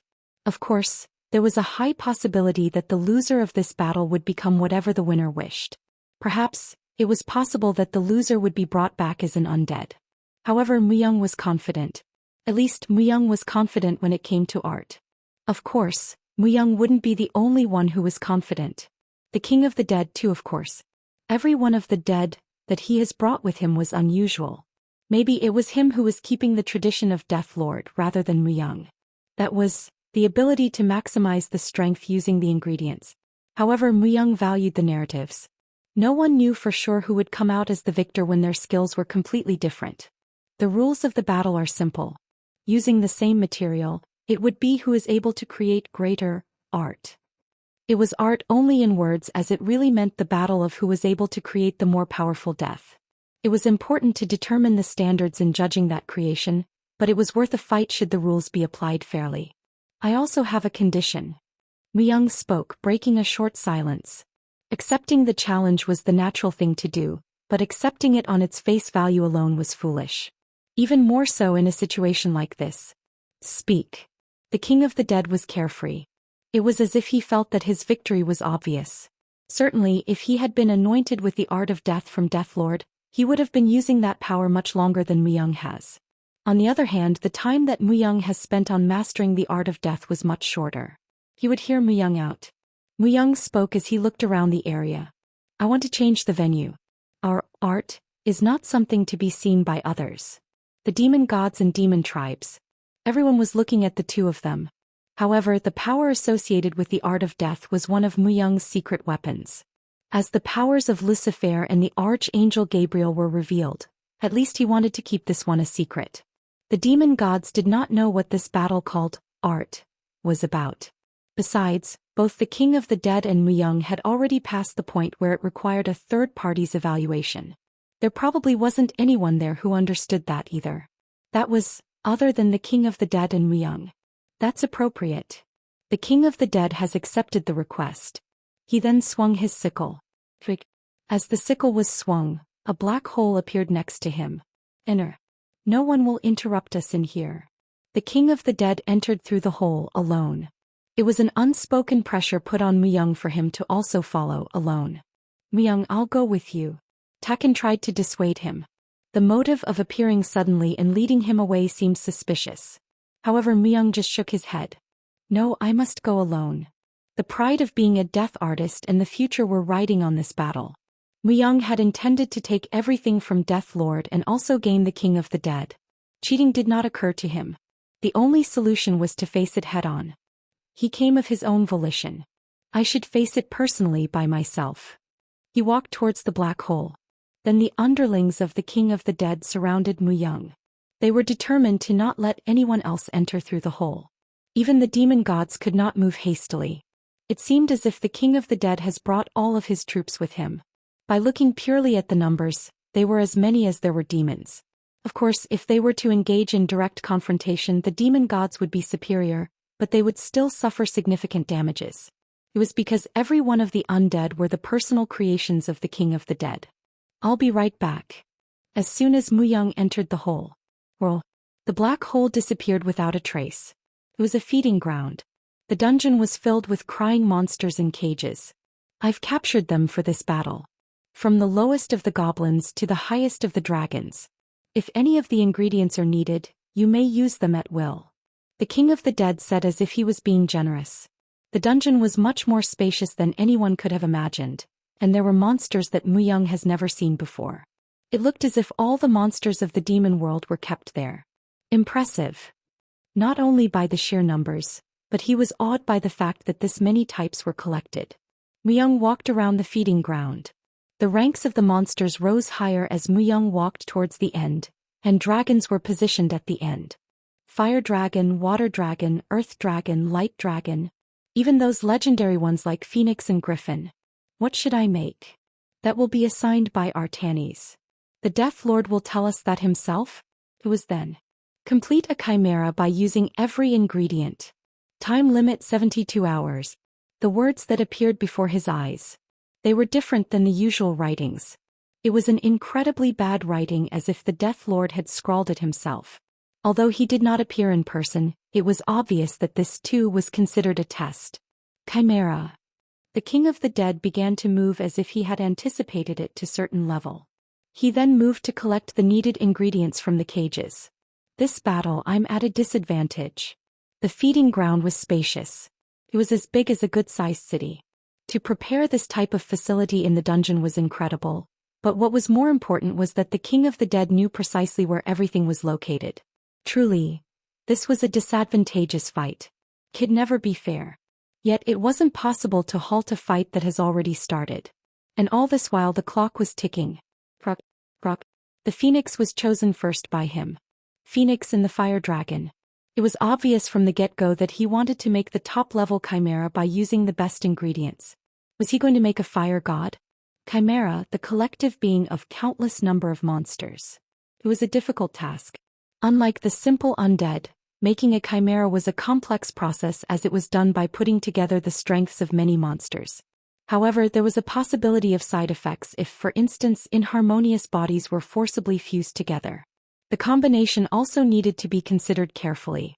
Certainly, good ingredients were helpful in creating a good chimera. Even though this was an unshakable truth, it was somewhat different than what Muyang wanted. Muyang walked over to the cage of an orc lord with red feather. The orc lord seemed to have some sort of a story. What is your name? Muyang tried to engage in a conversation. The King of the Dead could not understand what Muyang was up to. For over 24 hours Muyang has been talking with the monsters. There were nearly 10,000 monsters in the feeding ground. Was he going to talk to every one of them? Cannot understand.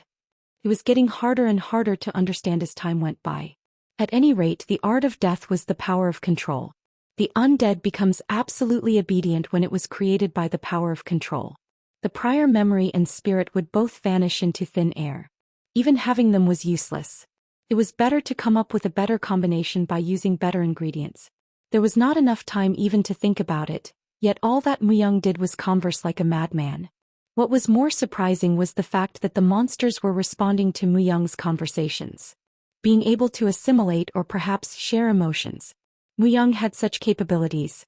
However, they were skills which were useless in making a chimera. He probably knew it from the beginning. That this battle was absolutely unfair against him. However, there was no intention of going easy. Equality did not exist in the true sense in this world. Going around screaming for equality only made one become an easy prey.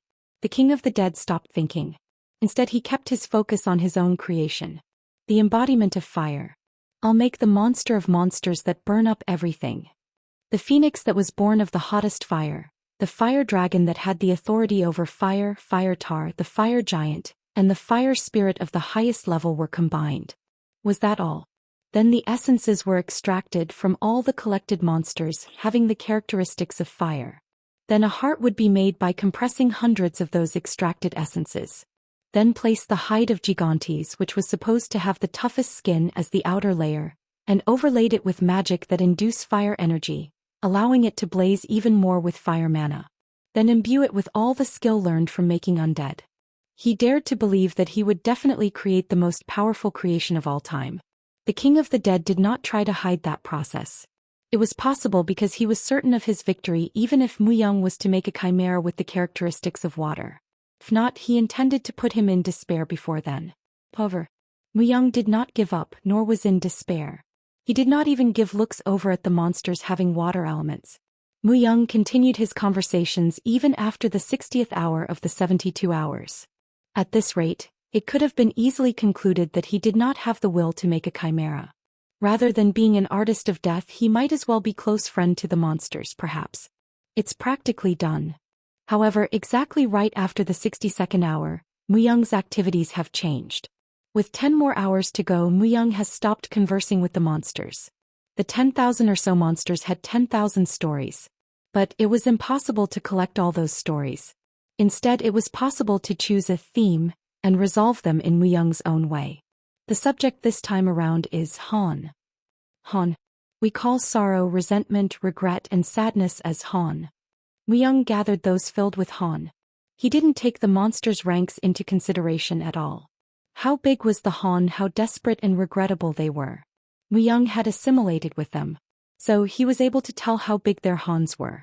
The demon dragon was the one that had the biggest Han of them all. Furthermore, it was a very scrubby-looking demon dragon at that. It was a severely impoverished-looking dragon that if it was to die, no one would think anything of it. Born of the darkness, the dragon was cursing the world itself. I was abandoned from the moment of my birth. I was betrayed, used, and lost everything. My skin was torn, teeth were broken, and my entire body was repeatedly destroyed and regenerated. I dare to curse the world even after I die. I will even curse the god that gave me birth. The demon dragon was able to barely retaining his life by only eating despair and curses. Even the other dragons refused to give a kind look at the miserable dragon. As a matter of fact, they evaded it as if it was filthy. Muyang has chosen him. Muyang undoubtedly believed that it would be the core of his work. You will be reborn as new. You will spew out your loathing towards the world. No one will be able to ignore you and no one will be able to stop your loathing. Cursed and curse again. Despair and despair again. That Han will become a strong driving force that will lead to the birth of a strong emotion. Muyang gathered all their Han. Even for Muyang, who was the creator, the gathered Han became so overwhelming that it led to harnessing an incredible force. If Muyang hasn't been able to overcome his limitations many times, he would have been drowned in that Han. Muyang did not even assign any particular form to them. Only that by fusing and fusing again, he has created them into a great spirit of evil. And finally, that great spirit of evil began to take a shape on its own. Muyang granted his magic power to that and overlaid it with Lucifer's power. The spirit of evil grew in size on its own. The Yin energy has reached the most extreme level. Burning red, that form grew horn and spread its wings. Finally, an incredible amount of Yin energy has been collected. The 3 pieces of cracked fragments are beginning to pull together the Yin energy. The great spirit of evil has successfully completed the process of self-formation. Please be careful. The power of evil is not something that can be handled easily. If the user's capability is not sufficient, you may suffer a spiritual contamination. The malice of evil. The final form, Crimson Balok, has been created. Cooing. The 2 pairs of red wings stretched out immensely. The horrendous-looking teeth and rough red pupils. The great monster, which was wearing a skeleton armor and shimmering with the power of curse, has been completed before Muyang's eyes. Crimson Balrog. Muyang has already had a run-in with an ordinary Balrog. Rose. The monster that was let loose in order to threaten his territory. It was Bei Suzi, the one connected to Muyang, who defeated the monster, but the power of a Balrog was beyond imagination. Even Bei Sungmin had a tough time, and it was only after the support from Bei Suzi, who was connected to Muyang, that the monster had been taken care of. The Balrog was a monster that even many of the demon kings would dare to face. But then that Crimson Balrog? A form that was shaped by integrating every kind of hatred, and resentment was as scarlet as blood. Even at a quick glance, it did not come across as an ordinary Balrog. Krara. The ground shook. It was because Crimson Balrog let out a horrible shriek. Kwak-kwak. Hig. Krung. Krunrung. Every monster went mad. They cringed in fear of Crimson Balrog. What was more surprising was the fact that even members of a dragon race, of the highest rank, were included among them. Dragon.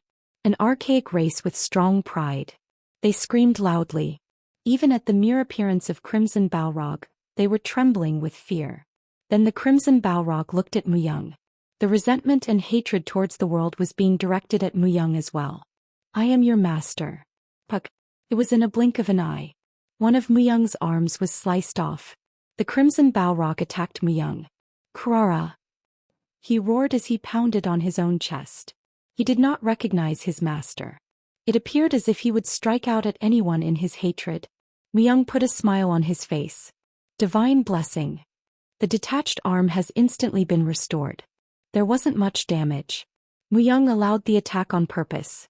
Muyang knew very well of the demon dragon's hatred, the resentment of a bastard. Is that all you've got? Did you not say that you would curse the world? Go ahead. Vent out all your resentments. Crimson Balrog looked into Muyang's eyes. Muyang did not avoid those eyes. He only prepared to absorb the attacks that Crimson Balrog was about to launch at him. At the same time, he has even chastised the Balrog. Do your best. Clearly choose the target of your resentment. Krara. It was like screaming. A howling. However, it was like a movements of a baby in the end. It was because his rage had started from the fact that no one has ever paid attention to him. The scariest thing in the world was apathy. Kung. Muyang's body levitated in the air. Pong. Crimson Balrog struck down Muyang. Immediately, penetrating through the surface, Muyang's body was buried deep into the ground. Red particles gushed out of Crimson Balrog's mouth. With that single attack, Muyang was buried deep underground several thousand feet. However, Muyang wasn't dead. Blake. Muyang re-emerged out of the gigantic hole.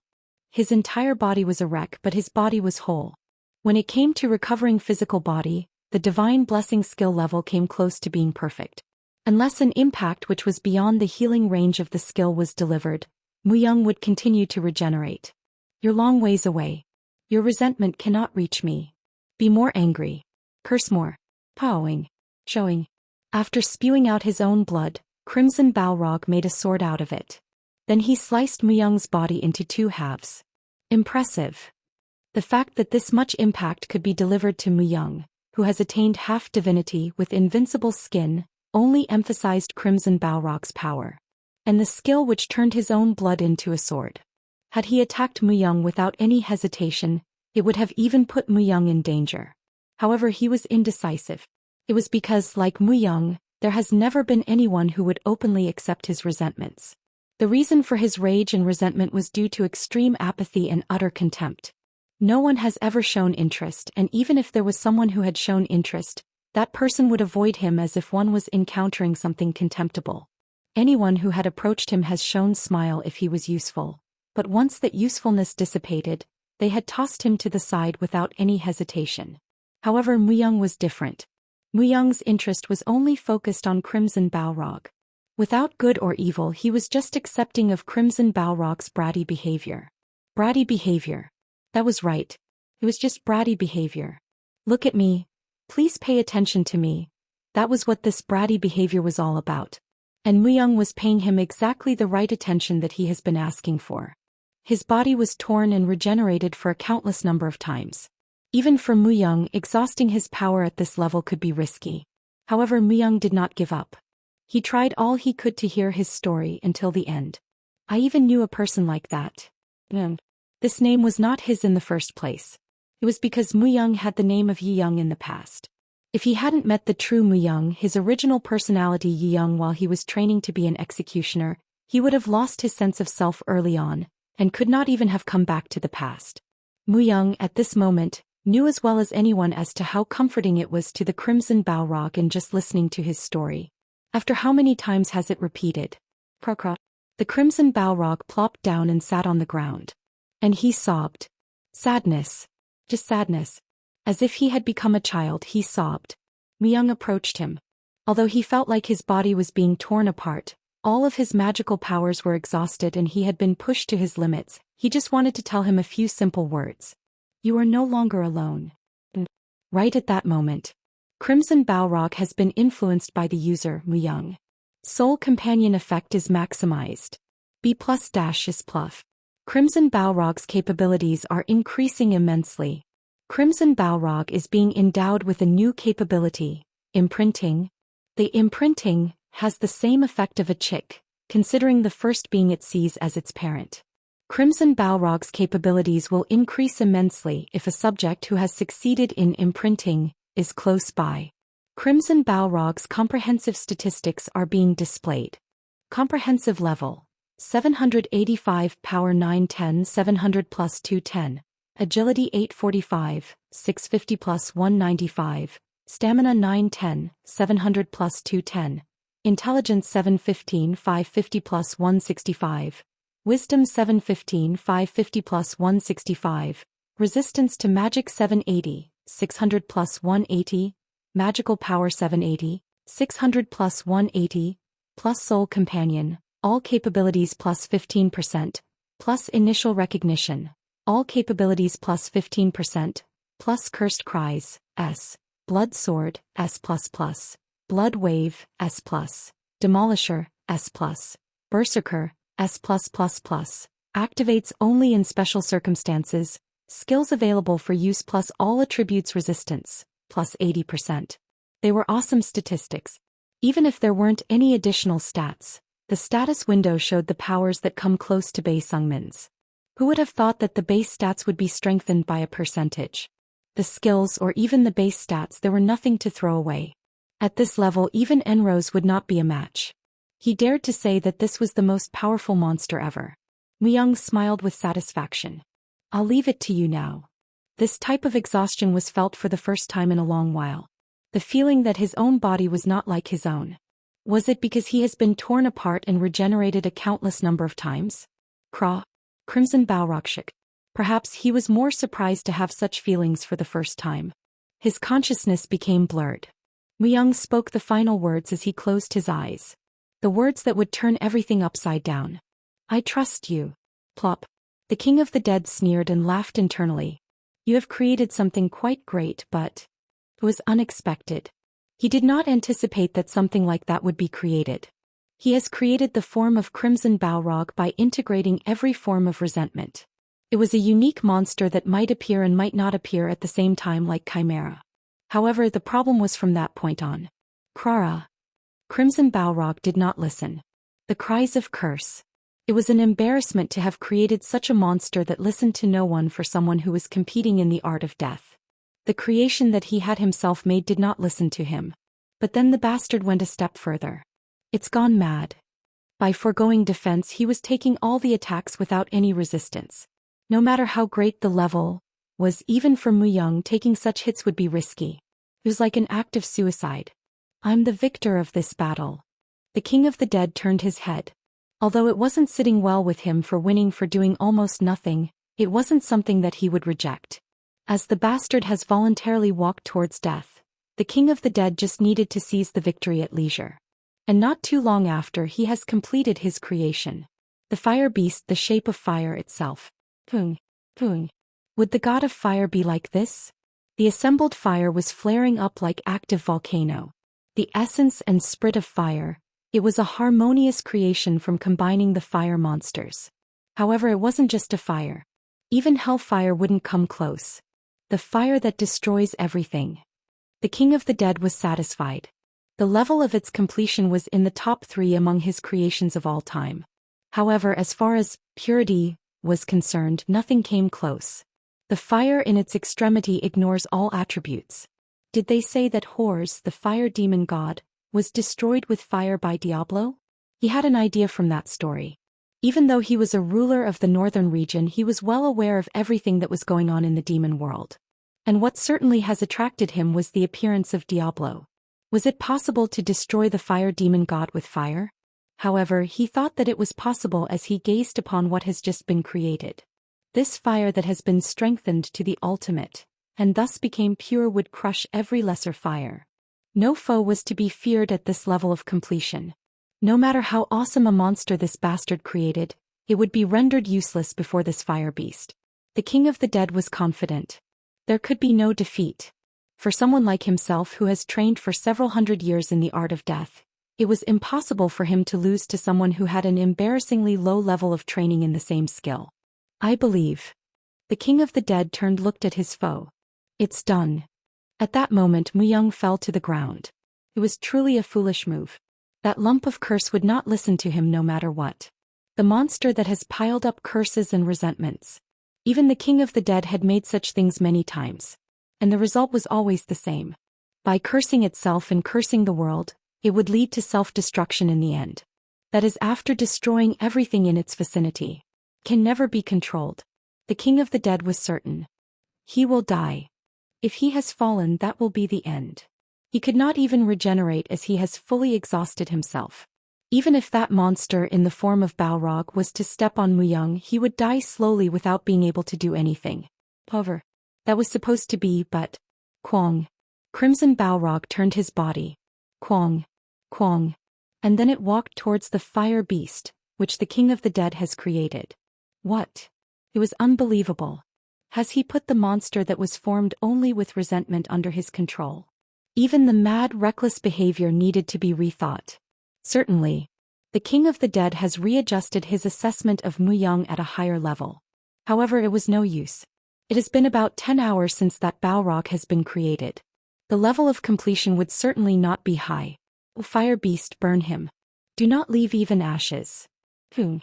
The fire beast flared up even bigger, the fires which shrouded his body. Poing. And the crimson Balrog rushed in to launch an attack. Pong. The fire beast withstood the crimson Balrog's attack.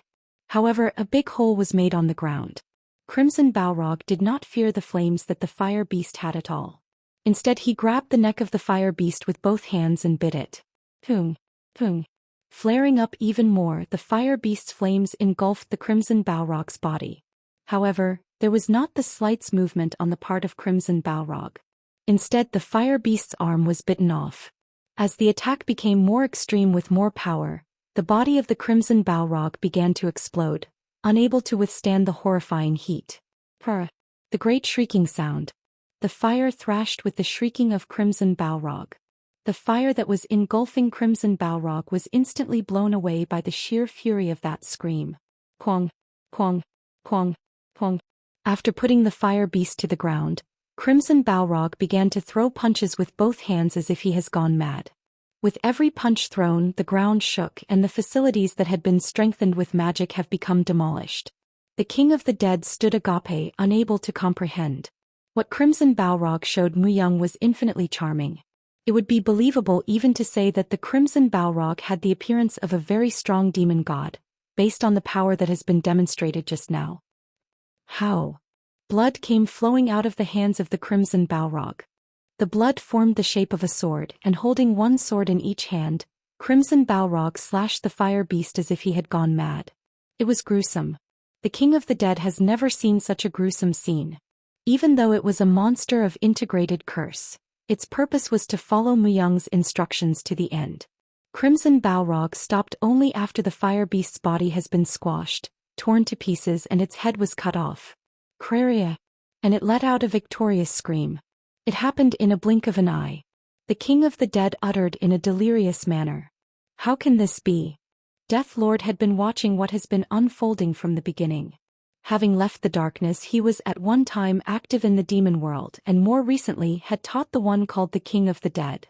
Afterwards, the King of the Dead had been able to establish the foundation of a transcendental being, but he could not influence the Death Lord's mind. Kingslayer, is this what you saw? Muyang's way was very crude. It was different, dangerous, and unconventional. What of that? The Death Lord saw the possibilities from that. Seeing and feeling things that which have not been seen or felt before, he could somehow understood them when he saw Muyang. It was possible that Kingslayer realized this side of Muyang. Therefore Kingslayer had bet all of his hopes on Muyang. That was on Muyang, who had endless possibilities. This is not an undead. What was more surprising was the very essence of the Crimson Balrog. Even though he was born filled with resentment and curses, there was overwhelming life force unlike the undead.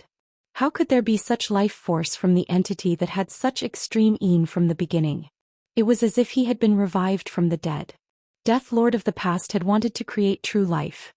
He despaired because he couldn't do it, and he had lost the possibility when he became a lich himself. However, Muyang's way has given him a new beginning. It was as if was teaching Death Lord that there existed a way such as this. Create life with death. No, transcend a story into life. Death Lord trembled. It was on a different level than any other undead that Muyang has made so far. It was a true work of the art, created by Muyang, who has attained semi-divinity and numerous enlightenments. This was a beginning. It was simple, yet the method was never simple. Perhaps. However, it wasn't exquisite. That was strength, and yet it was also a weakness. If the experience of Death Lord was to be added, Muyang would attain the power of death and the true power of creation. Death Lord became certain. That was the certainty that by being able to leap beyond his own level, Muyang would be able to step into the territory that Death Lord wasn't able to reach. Oh Artanis, this duel is a mistake. The method of using that power is sinister and blasphemous, so I respectfully ask you to reconsider. The King of the Dead begged when the fire beast fell. He insisted that Muyang's art was wrong. I'm the traditional one who wields the power of death. I am the only one who can maximize this art. The King of the Dead knew well that Death Lord was looking into this space. The King of the Dead was much like Death Lord. That was, he could be called a traditionalist. Everything starting with that method was following the way of Death Lord. So his limitations were very clear. More than anything, the King of the Dead didn't like to go out beyond the boundaries. After establishing a place in the north, he was just happy to be living while ruling the territory. That was the reason as to why Death Lord has ignored the King of the Dead until now. On the other hand, how about Muyang? Face head on and be victorious. That was the mentality that naturally attracted attention to Muyang. Winner and loser have already been determined. If you are not going to surrender, your soul will be burned and I'll make a puppet out of you. The King of the Dead shuddered. His soul was in the hands of Death Lord. Although he had been endowed with many benefits, with a single word from Death Lord, his soul would be wandering about the netherworld. Follow him. Then you will learn the reason for your defeat. Do you think he can truly see the highest art? I'm not sure either. However, he is the only unique one who has a chance. Death Lord accepted. That was the fact that Kingslayer has placed a hope on Muyang. He felt that too. That only Muyang could take care of this irrationality, this confusion. At the same time, Death Lord probably understood his own limitations. In fact, it didn't matter to Death Lord as to whether this world was going to be destroyed or not. What Death Lord wanted to see was the art of the highest level. The realm that he wasn't able to reach. He just wanted to see Muyang enter that realm. As promised, I'll hand over everything of mine to you. Death Lord struck the ground with the staff that he was carrying from the darkness. At the same time, as his essence was gathered, his soul crossed over from the darkness and entered into Muyang. Death Lord's body turned to powder and scattered away. His room that was in the darkness has also vanished. Myung opened his eyes. I feel rejuvenated. Although his body has been torn apart many times, he felt power as soon as opened his eyes. In fact, he felt even stronger than before. You are awake. It was inside Myung's place in the middle of Gremory's temple. The king of the dead was there. Next to him was Crimson Balrog, who too was looking at Myung. They appeared quite happy, perhaps as it was the effect of imprinting. However, speaking with the king of the dead was the very first thing to do. The fact that Crimson Balrog was intact meant that Myung was victorious from the duel. I've lost. The Crimson Balrog that you have created was beyond my imagination. However, it does not imply an acceptance of a complete defeat. Then what is the reason for you to be waiting for me to awake? Death Lord has said. By following you I would understand my own inadequacies. So, I'll be following you until I come to that understanding. The king of the dead volunteered to come forward even though Myung did not say anything. An unexpected harvest. It meant the king of the dead has surrendered. Myung checked it again. I'm thinking about a full-scale war with the demon gods. Will you still follow me? Demon gods do not scare me. The king of the dead said nonchalantly, as if he really did not fear the demon gods. He was truly a strong ally. Myung spoke as he smiled. Welcome.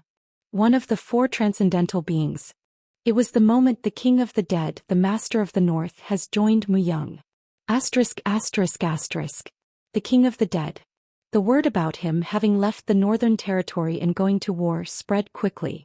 Especially the remaining transcendental beings were the first ones to learn of the news. Oh, king of the dragons. The dragon lord Hansung. Hansung met the king of the dragons in the Grand Garden in the Western Territory. Bei Sungmin was next to him. An incredibly huge being raised its head and looked at Bei Sungmin. You've brought an unpleasant one. You are probably aware of the news about the king of the north having entered the war. I'd like to inform you that this person's master is the one whom the king of the north follows. I'm Bei Sungmin. Bei Sungmin displayed an appropriate decorum. At any rate, that was how much power the transcendental beings wielded. Especially the king of the dragons. He was the ruler who could mobilize all dragons. He was the most powerful entity among all the transcendental beings. However, the king of the dragons did not intervene in this world. Yet after meeting Hansung, the dragon lord, Bei Sungmin wanted to meet the king of the dragons. You must want me to enter the war with you against the demon gods. Even without saying anything, the king of the dragons was already seeing right through him. He said it with certainty, deducing that there was no other reason for Bei Sungmin to pay him a visit. And Bei Sungmin too did not deny it. If you, the king of the dragons, were to enter the war, it would clearly be very helpful in putting the radical demon gods in their places. However, I seek balance, so I have a fundamental policy of not getting involved in this world. The balance has been destroyed a long time ago already. They want the annihilation of all the races, including the dragons. In short, unless he was to enter the war, it meant every race, including the high and mighty dragon race, would be annihilated. Although it was nearing a threat, the king of the dragon did not budge. I do not fear them. Larigi, the dragon hunter, has fallen. My master has personally destroyed him. Larigi, the demon god of war. He was also the demon god whose name was known as the dragon hunter. Myung had condemned the one that was considered to be the arch-enemy of the dragons. Your master has annihilated Larigi? That's strange. Even the king of all the dragons could not see the truth in such news. The original rumor was that Solomon had destroyed him, but that is not the truth. It was a fake rumor that my master had spread on purpose. It was a maneuver to bring confusion to the radical demon gods. Is there a proof to your story? Bei Sungmin spun his staff once in the air. Then a magical field formed and a huge arm appeared in the empty space. The king of the dragons spoke after seeing the arm. That is Larigi's arm. This is the proof that my master has annihilated him. Just for a special occasion, this arm has been preserved. From the start of the hunt for Larigi, Myung was thinking about the king of the dragons. Hence, one of the arms was kept preserved, and that was what Bei Sungmin has displayed here. Oh, the king of the dragons. The threat that was hunting the dragons is no more. However, the radical demon gods continue to make threats whenever possible. My master wishes the support of the king of the dragons. I too beg you. Hansung, the dragon lord, also knelt down on his knees. Bei Sungmin who suddenly appeared. And after hearing Bei Sungmin, Han Sung wanted to join forces in aggressive manner. He has instinctively sensed the blowing wind. In that past, Han Sung also had the experience of standing at the forefront in the effort for humanity's victory. If given a minute possibility for victory, he was ready to bet everything on it. The King of the Dragons was quiet. The death of Larrigi was very pleasing to him. Furthermore, if it was Bei Sungmin's master who had killed Larrigi, he was ready to endow him with many gifts. However, not being able to decide readily was because there was risk. He needed to take his time and carefully consider over and over again. Then Han Sung brought out several pieces of a sword from his coat. "Oh, the King of the Dragons, I was under orders to find the owner of this sword. Along with Sean Dalton, the Dragon of Light. Do you recall?" "I do. I had personally ordered you to locate the owner of that sword. And I found him. However, his trace no longer exists. Meaning, the noble Knight of Glory has been murdered. By a very strong being, a being that is able to twist time and space, that is. I was only just able to recover a few artifacts that belonged to him." He then brought out the cracked armor suit. The King of the Dragons quietly gazed down on it. There was a slight shaking in the king's eyes as he looked at it. "He is dead. The Honorable Knight of Glory. I did not know of his existence, but I've learned a few things during my investigation. I've found relevant literature by searching out wise men and going through their libraries. That is, the fact that he and the King of the Dragons had a relationship." Han Sung lowered his head even further. "However, that knight is no longer living. I do not know what he had fought for, but I know of someone who is continuing on with his strength and mission." "Speak. Who is it?" Han Sung spoke, pointing to Bei Sungmin. "His master, Mu Young, is continuing the legacy of the power of the Honorable Knight of Glory." Han Sung did not stop speaking. "We have to mobilize. O King, we do not have much time." And it was also possible that the Honorable Knight of Glory might have been fighting against strong enemies in order to protect this world. The one who is continuing his legacy is in the middle of the battlefield. The King of the Dragons. His relationship with the Honorable Knight of Glory was very deep. Although Han Sung did not mention it, the King of the Dragons was one of the beasts that had been nurtured by the knight. Since his fate was to rule the dragons, he was watching the Northern Territory, yet the knight's death was also very sad to the King of the Dragons. Finally, the King of the Dragons came to a decision. "Did you say Mu Young? I shall meet him." The transcendental beings began to mobilize in earnest. Han Sung, the Dragon Lord, and Merlin. Their presence was highly symbolic.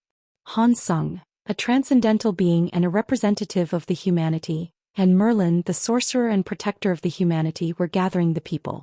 On top of that, with the formal proclamation of Mulilin's Great Alliance, it spread like wildfire, a feverish desire to overthrow the demon gods. And even Kim Tae-hwan, who has risen to the position of the Vice Guild Master of the Radiant Guild, was amongst the great host. This is truly a mighty force. Even many from Gunja province have joined. Seo Yun-si, the head of the commanders, is the real power. They are saying that even the ruling family of Mulilin takes a step back from the commander's quiet orders. Wow, really pretty. No matter, still an old lady inside. Sho. You might be overheard. Everyone who was following Kim Tae-hwan was scolding the impertinent speaker at the same time. Walking at the front of them, Kim Tae-hwan surveyed the host for a while. "I'll say roughly 3 million. 3 million.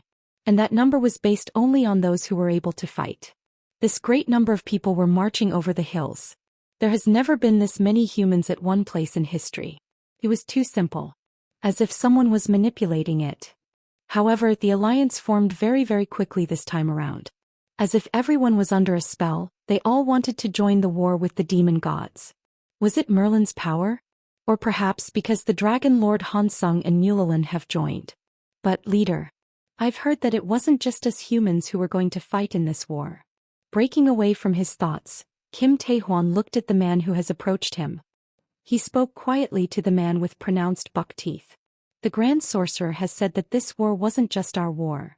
So, does that mean that everyone is gathering at a specific location within the demon god's territory? Could this be a trap? I also have a hard time believing that there will be good cooperation among the races that will meet each other for the first time." It was a reasonable doubt. The progress was going smoothly, but the problem was what happens later. Merlin, who has started the war with the demon gods, vowed to help wiping them out. I can't believe that the objective of the demon gods is to end every other life form. On top of that, Merlin also spoke several truths about this world.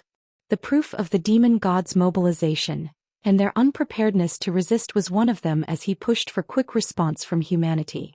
It wasn't possible for the humanity to not mobilize. They have already been threatened several times by the Sky Demon. Rather than self-interest, a great cause and survival have become the highest priorities. As a result, cooperation came quickly. Furthermore, if the demon gods were truly mobilizing, they all knew that extinction was inevitable without humanity coming together. If what was said by the Grand Sorcerer was true, then there isn't much time. It cannot be untrue, since the Pope and Mulalin have come to lead.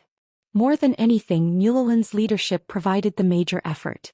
The Pope, who abides by God's words, have declared a holy war and sought support from the great city and Gunja province. He has also sent official notices to countless number of small cities in order to gather the people. An atmosphere which caused one to be treated as a pariah, should they not mobilize or come join quickly, has been created. As if it was someone's script. Everyone was coming together like flowing rivers that merged at the sea. All this in less than a month. Stop. There came a signal from the front of the line. We'll be entering the demon god's territory. Everyone stay within the formation and do not drop your guard. The demon god's territory. The place where the demon gods and the demon tribes were running rampant. It was still a mysterious place to humans, where every kind of monsters lived. It has become a forbidden place, where no one would enter, after many expeditions experienced total annihilation dozens of times in the past. Unless the expedition team was led by strong people, no one had dared to enter until now. Damn, can't believe we're at the demon god's territory. If I should die first, make sure to bury me at a sunny place. They moved forward in a somber atmosphere. They were wary of the surroundings. No one dared to let down their guard. Although there wasn't any intel about the existence of threatening monsters around here, there was so little information about what could happen here. Especially, like now. Pung, pung, pung. The earth shook. Behind a great dust storm, something was rushing towards the expeditionary force. It wasn't just one or two bodies. They were easily over 10,000. Ready for battle. Ready for battle. Tung. Everyone took out their weapons. Even Kim Taehwan held his great sword as he swallowed his own dry mouth. It looks like an elaborate welcoming party. That looks like a bolter way at the front? A bolter? Fire giant? Great. Bolter were at the top of the food chain.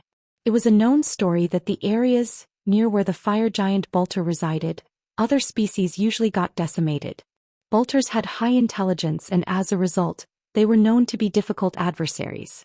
There, coming at them, were bolters numbered close to 10,000. Leader. Are we going to get slaughtered as soon as we got here? Humanity becomes stronger when we come together. Kim Taehwan let out a big breath. That was right. Humans become stronger the more they came together. It was also true that there would be more tactics available when people with specialized skills were assembled. That was certainly a difference from the other races or monsters.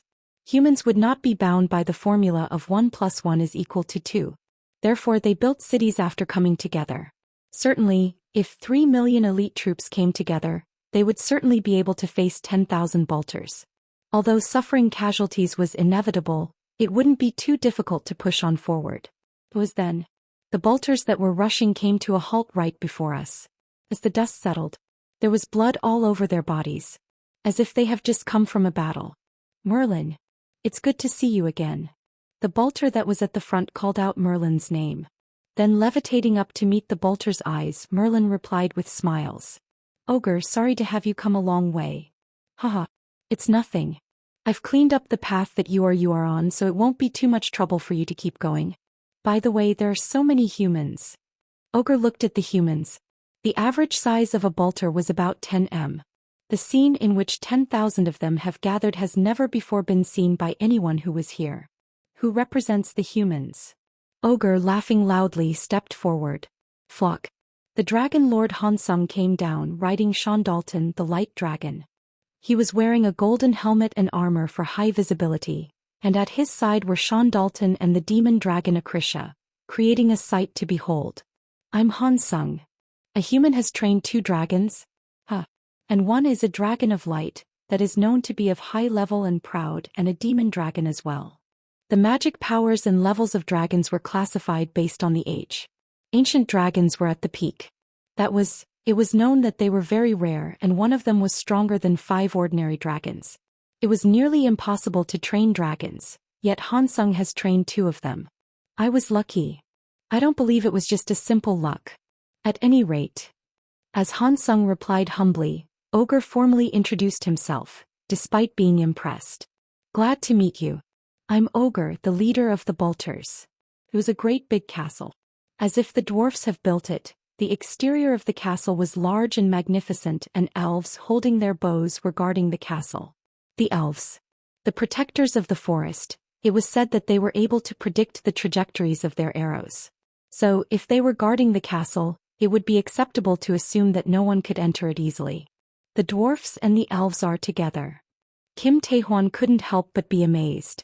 The elves and the dwarfs exemplified bad blood between races. However, no sign of any bad feelings could be felt here. Most notably, the castle was enormous enough to house 3 million. It would have been impossible humans to replicate even with a massive workforce. At this level, there would be no shortcomings in calling it a city. Also notable was the orcs who were guarding the outside of the castle. Goblins and war orcs. Not just any ordinary orcs, but war orcs that were thought to have approximately the intelligence of 15-year-old humans. Having scarlet skin, it could be said that they were a race born for war. With the war orcs guarding the east of the castle while the goblins guarding the west of the castle, their presence was intimidating. Among the goblins, the shudderwalks were predominantly visible. Leader, they wouldn't suddenly feed on us, would they? I feel like I might have leaked a little. Even my manhood may shrivel. Kim Tae-hwan's subordinates were well known for their light-heartedness, yet it felt like anxiety has taken over them. That was how imposing the castle was to them. Can a castle like this be built inside the demon god's territory? Just who exactly could have done it? Who was the owner in the first place? Who was here that such a castle had been built inside the demon god's territory? Kim Tae-hwan entered the castle through the entrance. And he opened his mouth slowly. Truly, all kinds of races have gathered here. This is a dream. Huh. Everyone was out of their minds for a while. That was only expected. Elves and goblins, dwarfs, bolters, orcs and ogres were here. Even the special monsters like snowmen or lizardmen too were here, though few in number. They too were looking at the humans with fascination. However, it wasn't in a hostile or belligerent way. If it was an ordinary time, they would set perimeters and fight one another for survival.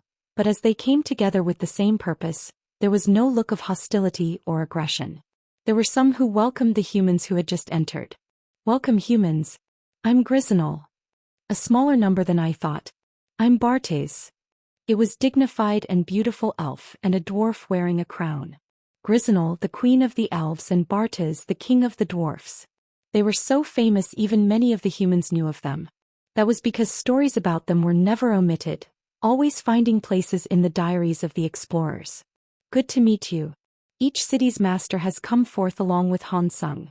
Seo Yunhee of the Gunja province, Hyacinth, who was a Mulalan saint, came on behalf of the ailing pope, and Master Bahamut of the Radiant Guild, representing the great city. They were all the famous ones who were truly known for their power. As each representative finished short greeting, Grizinal spoke with an affectionate smile. Please put down your weapons and rest. Our elves will lead you.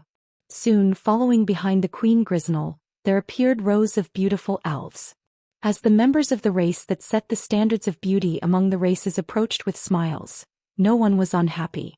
Well, resting was resting, but the leaders had things to do. As they were running short of time, they immediately held a leadership meeting. Baltan was there. I'm Baltan, the proxy of my master. Proxy? Then the territory's master is not here.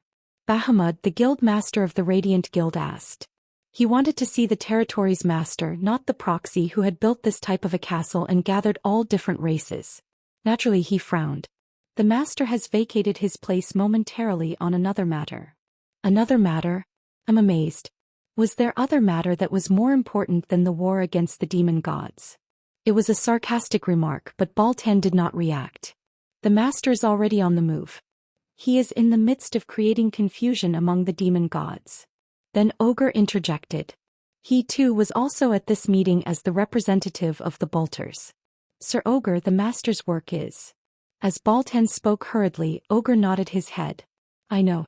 I just want everyone to know that your master is working harder than anyone in this war with the demon gods, that's all. Then the master, when will he be back? Hyacinth opened her small mouth. She came in the place of the Pope, but she knew it as soon as she arrived. This place. That the scent of him was especially strong in this castle. However, he was not here. Hyacinth wet her dry lips. It was because she was used to waiting, but she could not endure it. I do not know.